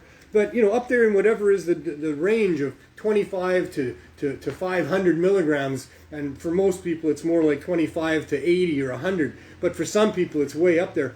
Whatever that is, you can use it to replace whatever it is you're using those other substances for. Most people are involved in those drugs because they have serious pain going on from either physical injury or emotional trauma or whatever it is. So those are the messages. Thanks for saying that, Steve, that we really want this show to be the vehicle that gets that message out there, that low barrier access to cannabinoids will save lives, and then they'll save lives because high dose cannabis edibles can get people through withdrawal and off of those drugs. So I used to work with Squire Barnes at midnight on the Variety Club telephone. So it's right like on. ring those phones, camera cells, and like I said, you can share it with someone else, a friend, and you don't know, that friend might share it. And we need to get the word out there. This is a new year, big changes. Let's push forward. Don't dwell on the past. We could talk about the government all day, how they mess up. I mean, I want to talk a little science right now. Oh, science. Critical mass. I failed science. I'm going to teach you something right now. I'm on TV on that science. I'm going to teach you something right now. Oh, okay. This is math. Let me get high. It's called critical mass. Critical mass. You heard of that before? Here's what it means. I failed science. It means that at some point, the mass of units that understand a particular thing out of the whole, the rest don't, this much does, when it reaches a certain point, it's called critical mass. And somehow, everybody knows. So we're looking for critical mass. We're looking for that one person that's going to put it over the edge. The 100th monkey is what we call it. Now the 100th monkey is called the 100th monkey because they did experiments on these islands that were inhabited by these monkeys. And they taught one young monkey how to wash the fruit before eating it that they were consuming, because they would use something on the beach. They would use rocks on the beach to break open this fruit, and it would get full of sand, and then they would just eat it anyway. And no monkeying around then. So they thought that, without any monkeying around, they went and they taught this one young monkey how to wash his fruit before eating it. And he taught his mother, who taught the other siblings, who taught their friends, and it didn't take very long until the whole island, the monkeys on the other side of the island, also knew. There was that one moment in time when that 100th monkey learned that lesson, and for some reason everybody knew it after that. And the queer, weird thing is that not just that other side of the island, but other islands around with other monkeys also then knew that skill. So that's the theory, or the experiment of the 100th monkey. And we're just looking for the 100th monkey. Somebody who's going to write that letter, send that email, make that phone call, talk to that one person that's going to go boom up to that other person, and that's going to be the straw that broke the camel's back. Critical mass, the straw that broke the camel's back. You see? Yeah. When you talk about mass, I was thinking about, 588 grams, 16 ounces, 1 pound. That's what comes to my mind. Well, that's the math that was relevant to you in your lifetime. You walk in the grocery store and everything's by the pound. How did it work for you when they changed to? They haven't changed, by the way, for the most part, to by the kilo. Wow. Which is a strange thing, isn't it? Yeah, I know. You know why that is? It's because of you. The metric system. It's because of you and guys like you, that all your life the only math that you had to deal with was whether it was a gram or a pound or quarter pound or half pound, and you just weren't able to convert over to their kilo system. Back in 1974, a gram of hash was 15 or 2 for 25 back then. Well, it did get sold by the gram, and that's because they really couldn't reduce it down below the ounce with that other system, right? Yeah. So they took that other system and went to the gram, I guess, but what do I know? I'm not sure if that's the truth. But like I said, share it, please. Try. Make an effort to try. I make an effort at home just to try to clean up stuff. It takes me Do forever. yourself a flavor for the new year. New Year's resolution. Write it down, promise it to yourself that you're going to do something to try to be one of those straws on the camel's back. You're going to be one of those monkeys that decided to write a letter or make a phone call or do something to talk to somebody about it. And eventually you'll be either the straw that broke the camel's back or the 100th monkey, and you'll never know if it was you or not. But if we break the camel's back, if we get past that 100th monkey, well, yeah, the 100th monkey. Here, I got a deal for you, and you write that letter and share it and find out and share it with us. The 100th person on here, I'll give you a bag of marijuana. I ain't gonna say what size, but I'm gonna give you a bag of marijuana. Well, man, I would add to that. If 100 people message us and say, "Hey, I wrote a letter, and here's the copy of that letter," yeah, man, the 100th person I like for my sure. indica, man. I smoke 20 For joints sure. a day, We'll make man. sure that that's something that's 20 rewarded. Joints, that's 28 grams, so I got 20 joints a day. Well, I happen to run a dispensary, so I could probably hook you up. Yeah, well, I got connections in the hood. I can get an You ounce can for only give them 50. the legal amount, which is 30 grams, too, right? Legal amount. The whole idea of what this is about is to stop all of that nonsense about how much are you allowed to give somebody. Are you allowed to give somebody? Can you sell to somebody? Can they give you money back? This is nonsense, people. This is not freedom. This is not what our forefathers fought for. This is not what people died for. This is not what I quit my job for. This is not freedom. Freedom is not getting permission from servants. It's not getting permission from servants. If you need a permit from a public servant to go and do something, well, that should be a rubber stamp. Yes, sir. You need the permit. Yes, sir. You need the permit. Might have to meet certain qualifications that make reasonable sense with respect to public safety and other things like that. But political interference in whether or not a person gets a permit to have an event somewhere where they talk about something and things like that, no. This is supposed to be freedom here that people have fought and died for, and we don't got it yet. And one of the best ways to know that we ain't got it is that you are still highly restricted in your ability to access this plant. If you're a farmer out there providing local grocery stores, you cannot just grow cannabis and bring it to the grocery store and put it on the rack there and sell it for whatever price you and the grocer determine. And why can't you? Because of government corruption, because we are not free. We are not free. We need to be free. People have fought and died for us to be free. We can't just stop here and say, well, thank you very much. We're free enough now. No, we're not. No, we're not. And it's important. It's really, really important because of technology, because of these things, because of Facebook and corporations and all of those investment corporations and all of these rich people that have had their thumb on top of us forever for their own profit. And it's been killing people, hurting people, causing mayhem throughout our societies for generation after generation. And it continues to this day, and it will continue until we find a way to stop it. And I'm saying this is the best example of it. But it's not just the best example of why we are not free. This is the linchpin to getting some of that freedom back. This is one of the steps in the process. This is a crucial step. If we don't get low barrier access, if we don't get what we're looking for in the way of real freedom in respect to accessing cannabis, then we will never get the actual freedom that we deserve as human beings, that our people have fought and died for generations, that we have been working towards and fighting for and continue to. And so many people putting out so many valiant efforts, and all of us wanting it and thinking that we might be able to do something, or maybe we can't. This is crucial, that we legalize cannabis properly, that we make it just another plant in the marketplace that people can go and access and use for whatever they want. And our world would bloom. Our economy would bloom. Our society would bloom. We would be a big blooming flower of positivity if we did that. It is the first step. It is a necessary step. It has to happen if we're going to get anything else. If we settle for the poor and the sick not being able to get low barrier access, and farmers not being able to grow cannabis, and people not being able to work in the fields of cannabis and all the benefits that we would get from it, if we don't get that, we will never get out from underneath the thumb of these people that have owned our butts for so long and continue to infect our lives with the viruses of hate and the viruses of poverty, the viruses of addiction and trauma and child abuse and all the things that happen in this world that are caused by the greed and the corruption of these elite rich people that just won't leave us alone.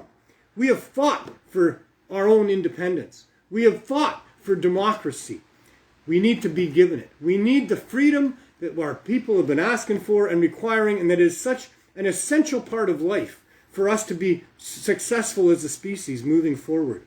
This is the biggest issue going forward on the planet. Will we or won't we be given the freedom that we deserve to access the best plant on the planet, the plant that gives us a vehicle to spirituality, to proper nutrition, to earth-based plastics, to all of the proper things. I mean, I can keep going on and on and on about the value of this plant that is being denied us because of overregulation, prohibition, corruption, greed, and a desire by a few to keep their thumb on all the rest of us, because that's the thrill that they get out of life. They got enough money. It can't be only about money. It's not, because they got way too much already. They've been raping us blind for the enormous wealth that this planet and all of these people, the energy of these people have to offer, that should result in a society that is just so bloomin' wonderful,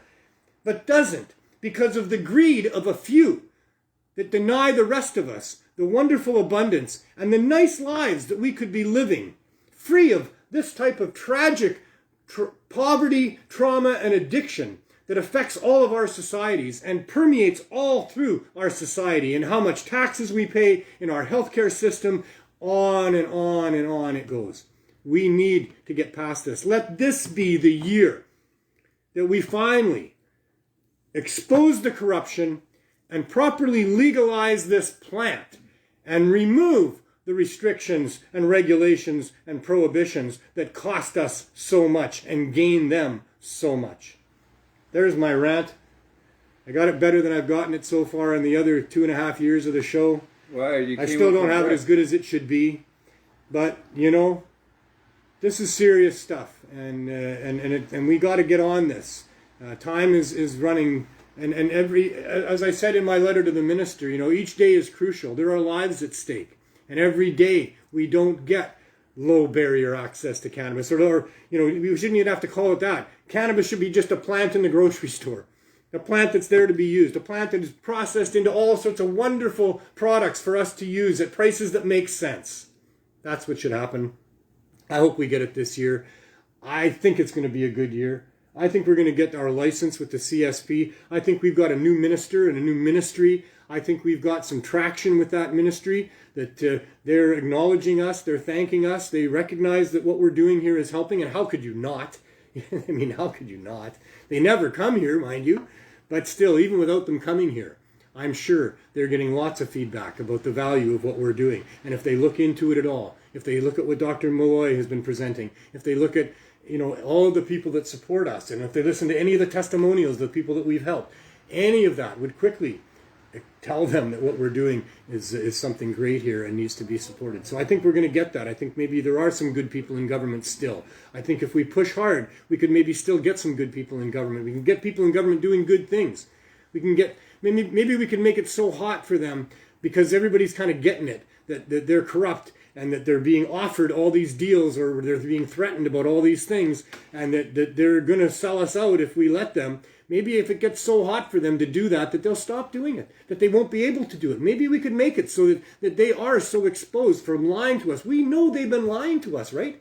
Like, listen to what Mr. Snowden has to say. Look at WikiLeaks. Look at what we know. Look at what they already admit to at this point. Look at the information they're gathering on us. Look at how we know that they're using it against us to politically sway us and to not just get us to buy more things, but to follow ideologies and ways that our society benefits them and not us as a group. And so, yeah, we gotta work on this still, folks. We're not there yet. This is a communal effort where everybody here has got to be part of the workforce. We can only have a few people off sick at a time. We've got enough people off sick already. We've got to get some of them back into the workforce. We've got to get people motivated. We've got to get people understanding that this is real, this is serious, and this is an ongoing battle that's been going on for thousands of years. Thousands of years. It was the Magna Carta was 800 years ago, and we've only got this far from there. And still, what we've got now is an illusion of freedom, a lip service to what democracy is supposed to be about. Foundations of good things that mean nothing because they're not adhered to anymore. We find these truths to be self-evident, that all people are created equal and endowed by the Creator with unalienable rights to the pursuit of their own life, liberty, and happiness. What does that mean? It means a hell of a lot. What power does it have today? Not much, because of the corruption that's happened all around us, and the loopholes and the ways that the financial elite have found to continue their dominance over the masses of people and to continue their monopoly and their exploitation of the masses of people. And it needs to stop, and we need to stop it, and we all need to work hard to try to do that. And we're trying to go about doing that in as best a way as we can. And we're trying to go about doing that with as much joy in our heart and love in our soul and compassion as we can. It's easy to be angry about, being oppressed, and Steve can attest to that. And that's why I commented about his patience and all the rest of it. But, we have been patient for a long time, but they're using that against us too. And now it's time to continue to get more and more active, which is what was happening up until we were offered this so-called legalization. Up until that point, we had a movement that was really something to be dealt with, and they had to, and they did. And we need to get some of that back. We need to get that momentum back, and we need to continue to fight for what we've been handed, which is a life that's better than it was before. And that those people that fought and died to get us a life that was better than it was before, generations after generations, millennia after millennia, need to be respected. And we need to understand that we're just part of that, and we're a continuation of that. And what are we going to do? Are we going to give in now? Are we going to let these people finally have their rule over a prison slave planet where we're taxed to oblivion and all the rest of what we're headed towards if we don't stop all of this? I hope not. I hope that we can build on the momentum of those people that have gotten us this far. And we can win this day. And I believe that we can. But we're going to have to not settle for what they're offering us. We need to recognize always, always, always that they could be lying to us, that their motivations are to cheat us and to exploit us.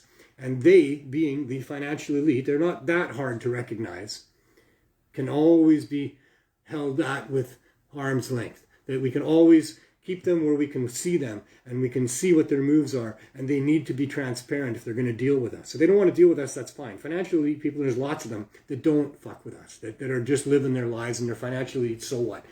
But the ones that are screwing with us, the ones that are making sure that we follow their agenda and they have a bad agenda for us to follow, that's what we need to stop here.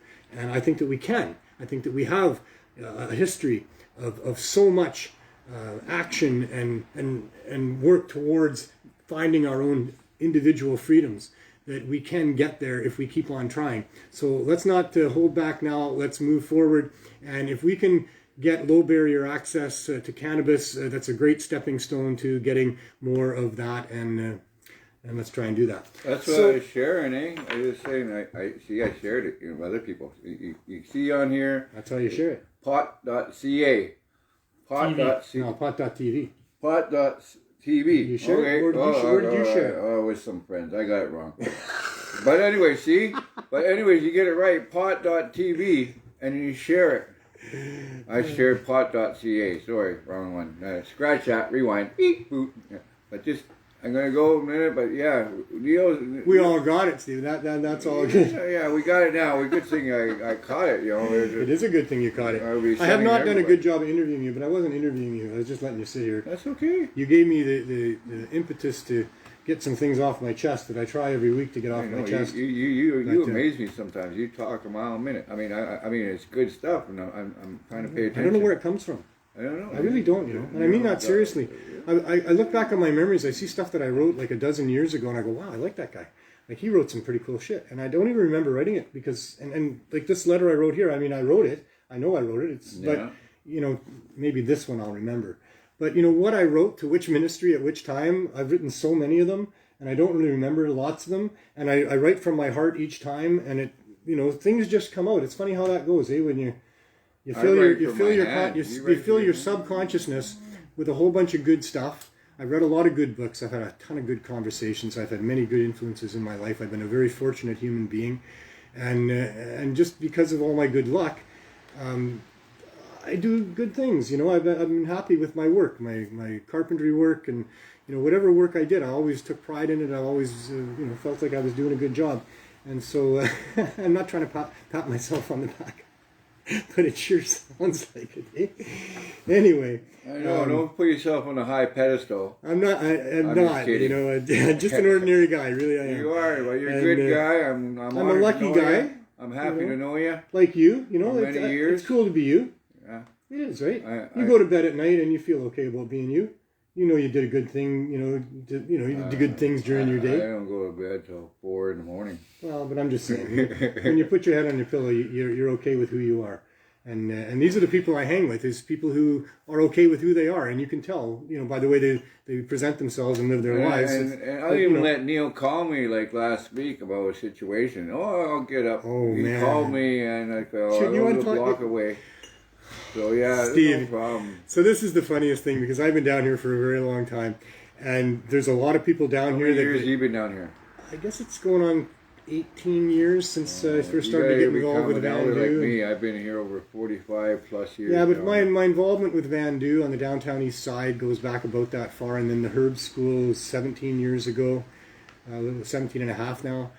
So I've been in this neighborhood, and so I've heard all the cons, is what I'm trying to say. There's a lot of people that get into trouble, and they end up down here, and they end up with a true story, man. Their car broke down. They really do need just this much money to get a new starter, and that's what can happen to people. But then it works, and they get money, and for some reason they keep telling. There's some of those, not just the odd person, tells that same story over and over again, and they don't have a car anymore, and they don't need a starter.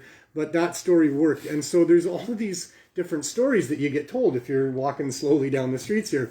And I pulled up to park my car, and this fella came along, and he said, hey man, you know, I got this issue. My 92-year-old grandmother's with me. My car broke down. It was really, really cold, right?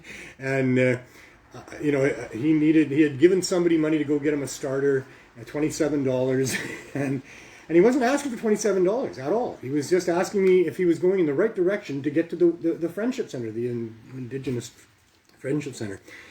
And I said, I don't know of all of them. If there's more than one, I do know of one for sure, and that's the other way on Hastings, one street over. If you go 5 or 6 blocks that way, you'll find it. But I don't know if they're going to be open. It was New Year's, wasn't it? It's New Year's or something. Not New Year's Eve. Or, The day before New Year's. Yeah, something like that. I said I didn't know if they'd be open at that time, but anyway. And then he asked me if I knew anybody that was Indigenous, and so I called Steve. And Steve right away said, I'll be right there. And he said, where are you? I said, I'm a block away or a block and a half away. So I'll be right there. He said, so I'll come and get you.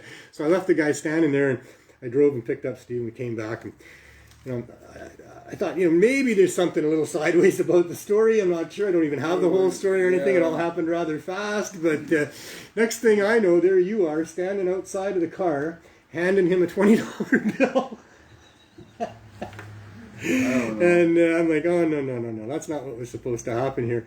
So we ended up giving him a ride to the Union Gospel Mission and send him on his way with money in his hand. And so, yeah, anyway, that happened. I got fooled again after all these years. It can happen to anybody. So anyhow. You never know what happens to this neighborhood until each day is a new adventure. It really is, yeah. It really is. So we can help people in there though. with Neil's cannabis substitution. Like we said, we gotta get it out there on pot.tv. And I got it right now, so I messaged him on the phone for pot.tv. That's where we are. Thanks a lot to pot.tv. Let's get that number up there. If we can get that people viewing this, 420 viewers, I'll give you a pound of weed. A pound of weed. I'll make sure that happens. Oh yeah. 100 letters. So let's get out there. The 100th letter that gets posted here that says to some minister. It can be the Health Canada, Benoit Seguin, Special Licensing and Exemptions Division of Health Canada, or Carolyn Bennett, the new Minister of Mental Health and Addictions in the federal government, or Sheila Malcolmson, the Provincial Minister of Mental Health and Addictions in British Columbia, or your local MP, MLA, television show, like a broadcast network, Global, CBC. We have the technology. Let's do it, man. All these places, it makes an influence. It could be the straw that breaks the camel's back there, where they finally do a story, or they finally write a letter, or they finally make a phone call, and somehow, some way, the new Ministry of Mental Health and Addictions gives us an exemption within the next 2 weeks. Hey man, were you in Egypt? You keep mentioning camels. You've been to Egypt, man? Never been to Egypt. Okay. It's a fascinating place, though. Fascinating camel. Fascinating place. We could do nature shows, man. I love that stuff. But what I want to talk about is that this is a sad thing, like you said, about what's going on here. You always see different stuff out here. There's a whole bunch of people trying to con other people. People are getting their stuff stolen all the time. People, if they turn their backs on stuff, it's gone. And if they pass out on the sidewalk, their stuff is gone. And there's so many sad tales. People's children, brothers and sisters, family members that are here trying to deal with trauma they can't deal with in ways they're not dealing with that are not good for them. And it's sad. But what's good is what Steve said. And that's what we got going on. We have carved out a little niche in this neighborhood where positive energy flows out of. And in this little niche, which is this little quarter, whatever block around our RV and our shop here, there is a fair amount of laughter, people smiling, people grateful, and people feeling good. And that is all the result of the work of the CSP and the donators and the staff and the volunteers that help make this all a reality. It has been a wonderful and profound thing to be a part of. I feel humbled and blessed by it all. And we're making a huge difference here. And it's a very positive thing to see. And it's not just us. And that's one of the other real huge things about this, is that there's a bunch of other people that have been doing what we're doing. We just heard earlier on the show that someone that messaged Glenn was just out there giving out weed to people. And there's a bit of a science to it, but that's good enough. I mean, if you just go out there and try to find people that are struggling, in poverty, obviously, in pain, probably, obviously, and probably, on drugs that are not doing them good, if you just go out and give them some weed, that's probably good. It is good. It can't hurt probably. Edibles are better, but they can be worse because if people take too much edibles, then they can have a bad experience, and then that can really turn them off of edibles. And so it kind of needs to be done in a way where there's a little bit of cautionary warning ahead of time to people about edibles, and that they should start low and go slow. But if you want to go out there and find people, or if you know people and you want to provide that, I think that's a wonderful thing. And as you go, you'll probably learn these things that we've learned about doing it in a way that really does help people. And I know that there's a bunch of people out there that are doing this type of work, and that is fabulous. And there's a bunch of people that are doing this kind of work because of what we've been doing here in Vancouver. And I want to really acknowledge those people today. I miss Mary. I miss Mary too, and I was just going to talk about Mary. Mary, she had good edibles. Well, first there's Victoria that took our project over there about 6 months after we started. They've been going over there for over 4.5 years now in Victoria, which is really wonderful. And they've really made some groundwork with how they deal with their local politicians and police force.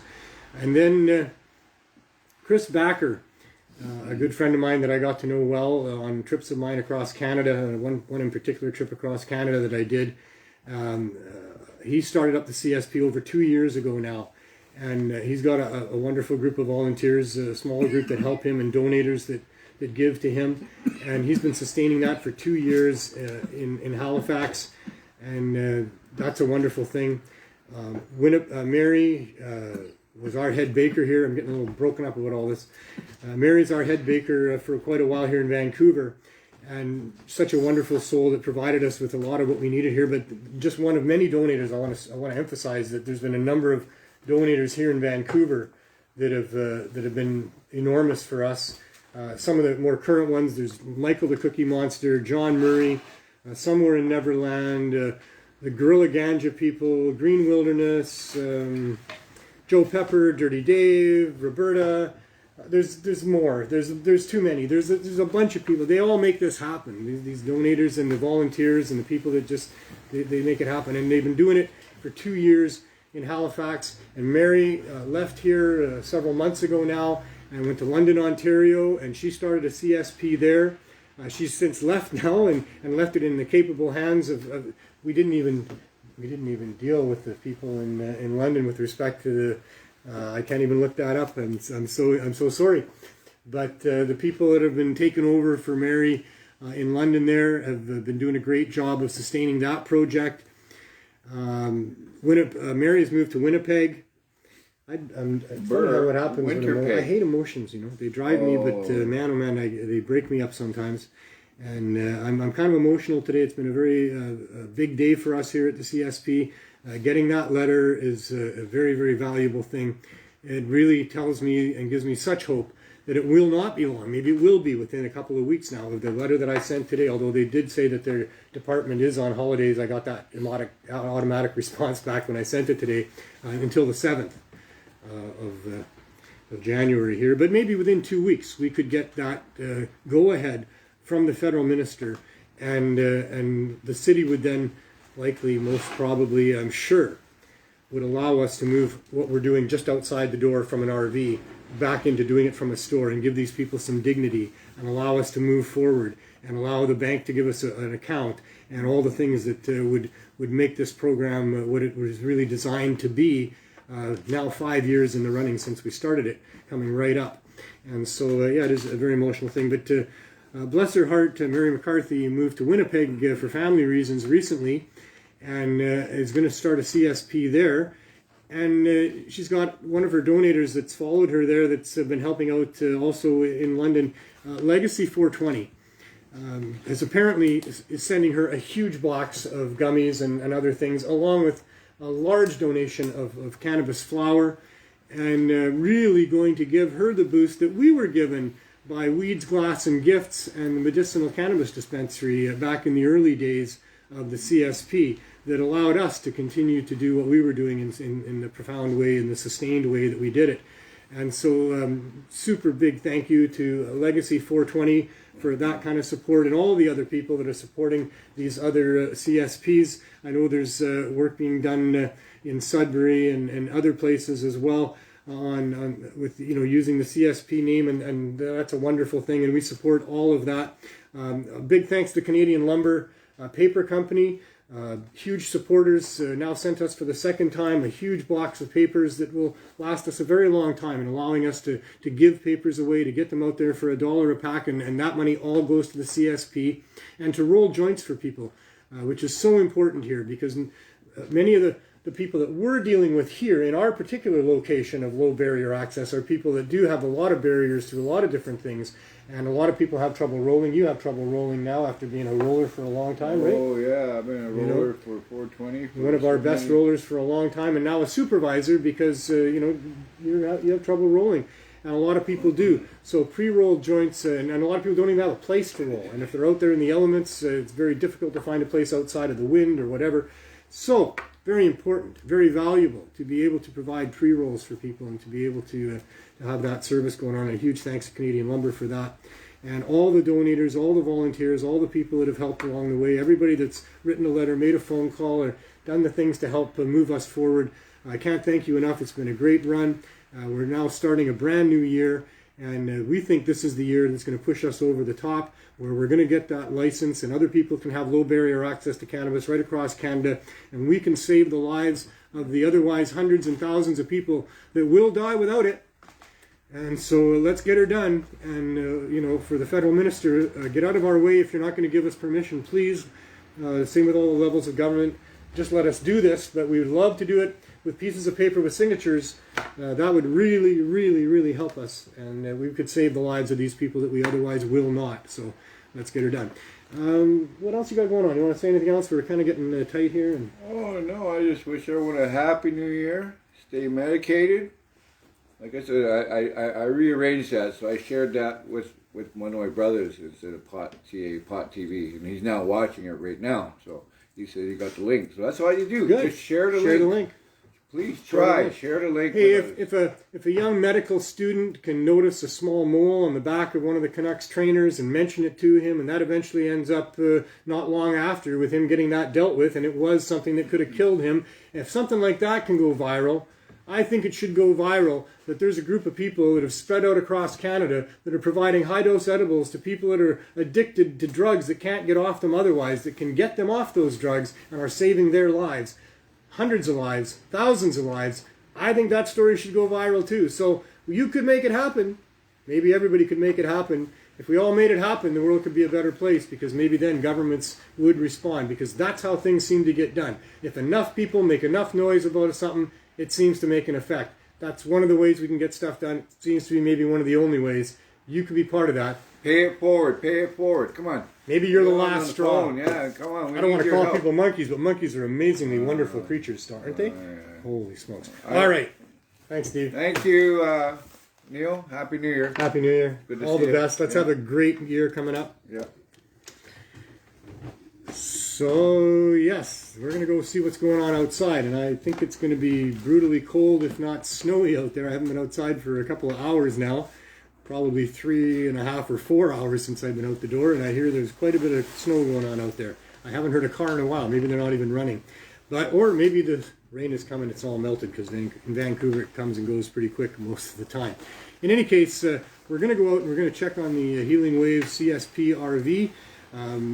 As we've been talking about throughout the show today, this is the RV where we provide low barrier access, an RV that's sitting parked out front of what was a storefront that we were using over a year ago for giving people access to such things, but because of government impedance, we have not been able to continue in a storefront, and we're just waiting for permission to be able to go back into the store and be a legitimate organization that can do all that a legitimate organization could do to even better save the lives of people and meet the needs of this neighborhood. And this program has been going on for just coming up to 5 years in early February since it started here at VANDU, the Vancouver Area Network of Drug Users advocacy group that allowed us to use their space to provide high-dose edibles to people. And quite a journey, quite an evolution through then till now. And let's go see what's going on. Oh, this is toque leather, and I got a summer haircut today. Not as summery as yours, Neil.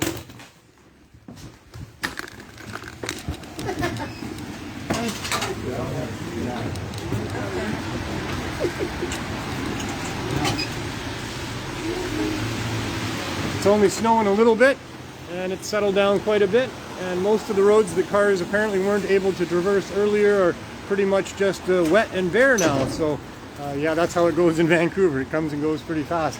And we're kind of right here in the center of Old Vancouver, or close to it. Gastown is just a few streets down the way. Gastown being a place started by what they call Gassy Jack, the original drug dealer, alcohol purveyor of Vancouver, who kind of started things by providing alcohol for a bunch of men that were working there. That's a whole bunch of other stories. But we're here in Old Vancouver. Main and Hastings, probably one of the larger exchanges of all drugs of all kinds, illegal, are happening just one block over that way. And many people in this neighborhood suffer from the effects of what's been going on with those drugs. And so we provide this RV here that is a low barrier access point for people.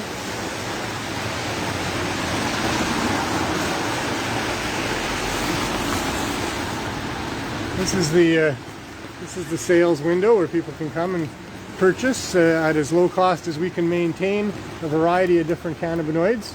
Hi, Andrew. How you doing, buddy? You're not Jen. No, she's just inside. So that's what happens when she goes inside as you sit here, huh? Well, she's going inside, check a few things, bring some stuff out, I guess. Right on. A few things contain. So how was the day at the window here today? Not bad. After all the snow, it wasn't bad. We had quite a few people. Right on. Yeah. And happy people? Oh yeah, they love it. Always happy people. Yeah, it's okay. Very good. Well, thanks, Andrew. We're going to go knock on the back door and see what happens over there. Sure, okay, brother. There's no problem. You're very welcome. So we had a situation not last year but the year before, at the end of the year, where we had moved into this RV and parked it right where the store was, as close as we could, in the best place we could, and we got attacked by the local Vancouver Police Department, where their anti-vending unit came and immediately seized all of the products that we had. Oh, I did a great job with that sign, obviously. And they made us take all our signs down. That was part of the deal. They made us drive away, but we came back after going just to the police station to complain about them making us drive away. We drove it back and parked right here, and we've been parked right here ever since. But they made us take our tent down, and they made us take our signs down, and so we just maintained that for over a year, where we decided not to poke the bear and rock the boat, and we would, as long as they left us alone, we would be here in the RV 8 hours a day, 6 days a week, doing what we're doing, even though they threatened us with arrest and told us that we had to stop and we couldn't do what we were doing. You know, we explained to them that we couldn't stop doing what we were doing, that we wouldn't, and they could do whatever they had to do, but we were going to continue to do this.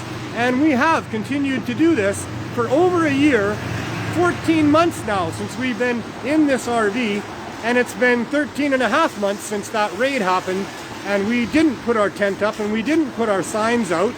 But I think we've lived that deal long enough, and it's time for a new deal, and it's a new year, and I think we've got some traction with the people that support us at all levels of government now. And so we put some signs back out, and I'll just show you what those signs are. We want all the people driving by to know what we're doing here.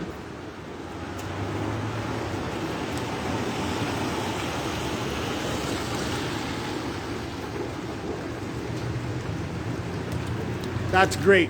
A policeman just drove by right when we were doing this, and you know, we want them to know too what we're doing here. I think we have the support of the police that are on the block, the ones that are undercover, the ones that drive by every day. I think they know. I know they know what we're doing here. I think they know we've been here for well over a year doing this, and 5 years if you count our time just up the street. And so we're putting our signs back up. We're going to take a chance and try to educate people and try to make this thing happen fast. So here we are at the back door. This is the CSP door. I need a tent over this door. But this is where you go if you're a member of the CSP, and this is what happens if you knock on the door. Oh, nice. How you doing? I'm doing all right. How's it going? You look just like the person at the window. I multitask around here. Well, you got a doppelganger. Yeah, I do. So if you're a CSP member, what do I do now? What do I do now? What do I do now if I'm a CSP number? What do you ask me? I ask him, what's your number? I see. Well, I'm number 1, of course. And then you go and check my number. I go and check your number to see if you've been here in the last 4 days. Right. And so if I have not been here in the last 4 days, then I get 420 milligrams. of my choice, eh? But I've had some people that don't come back in the last 4 days. They come back. Yeah, not everybody comes back in, on time every 4 days. I've had some people today that haven't come back for a while. Yeah, it I happens. just noticed their face and their numbers, right? Yeah. But that's the deal. They can come back, and if they haven't been here for the past 4 days, then they get 420 milligrams. 420 milligrams, And yeah. they get that of their choice because we want to know what works for people. We want to know if Yeah. it's CBD or THC or what type of edibles or what Yeah, works. exactly. So show us what we got. We have some of this today. Looks like a decent tray. Yeah, it's not bad. Okay, we have some brownies from Roberta. They're 80 milligrams.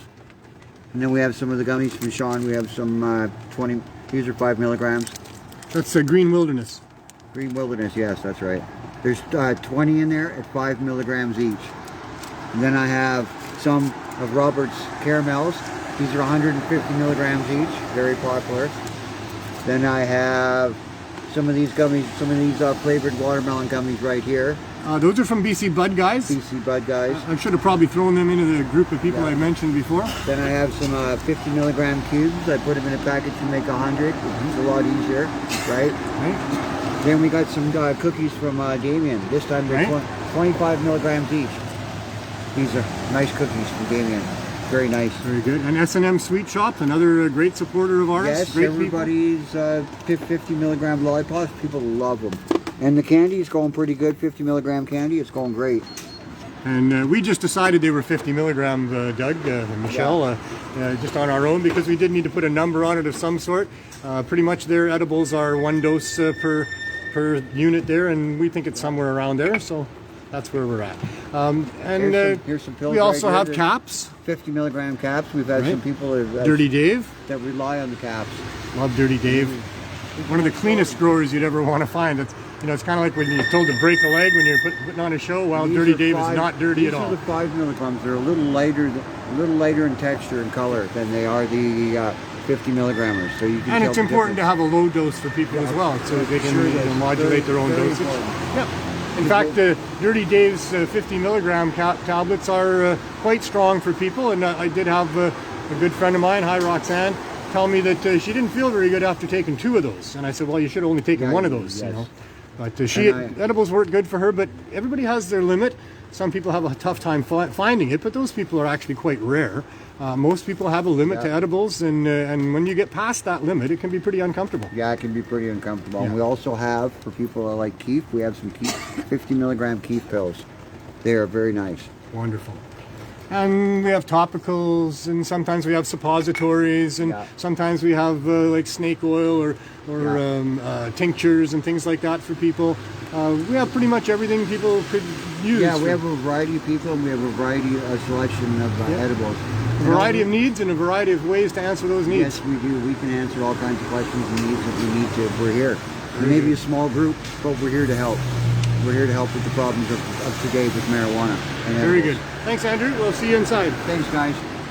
Really appreciate it. Cheers.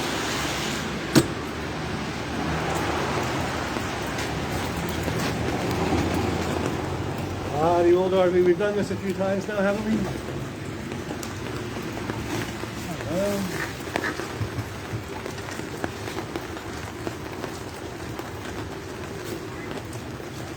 I will.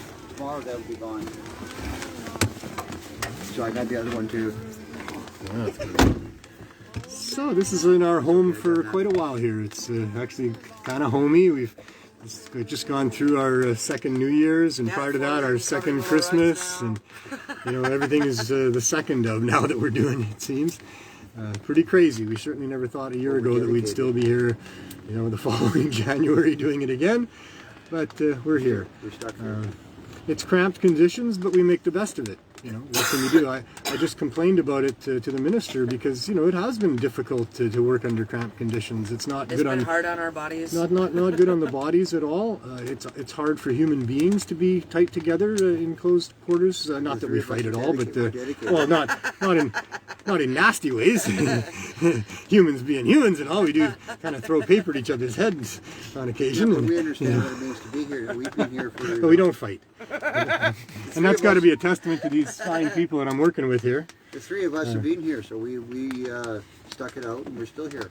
The We like what the we're Three doing. Musketeers that you see right there are present in just about all of the pictures from all of the events that go back all the way to the beginning, pretty much, of the CSP at Vandu in the early days.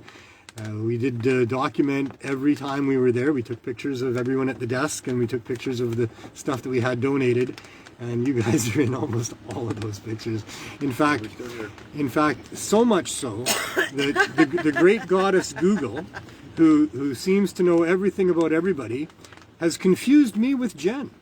And in today's memories, where they show you, 20 different stills from past, right around this time, all of the ones that came up did not have me in it at all, and everyone that came up was about, some other people, but always Jen right in the center of it. So the great goddess Google has merged Jen and I into a single unit where she's the face of us, and that's what it thinks. Well, the form of MS that I have is usually men that get it in their 50s. So there you go. Now it makes sense. I'm you, apparently. Or I'm you. Yeah. It's so confusing. I don't understand. But this has been going on here. It's been a family event now for the four of us anyway for a long, long time. Oh, And, as much as we have made the best of what's going on here, being in tight quarters together and hurting because of it's hard to sit. It's on an angle. George is big, and Jen had a car accident, and Andrew doesn't have any problems. I had several car accidents.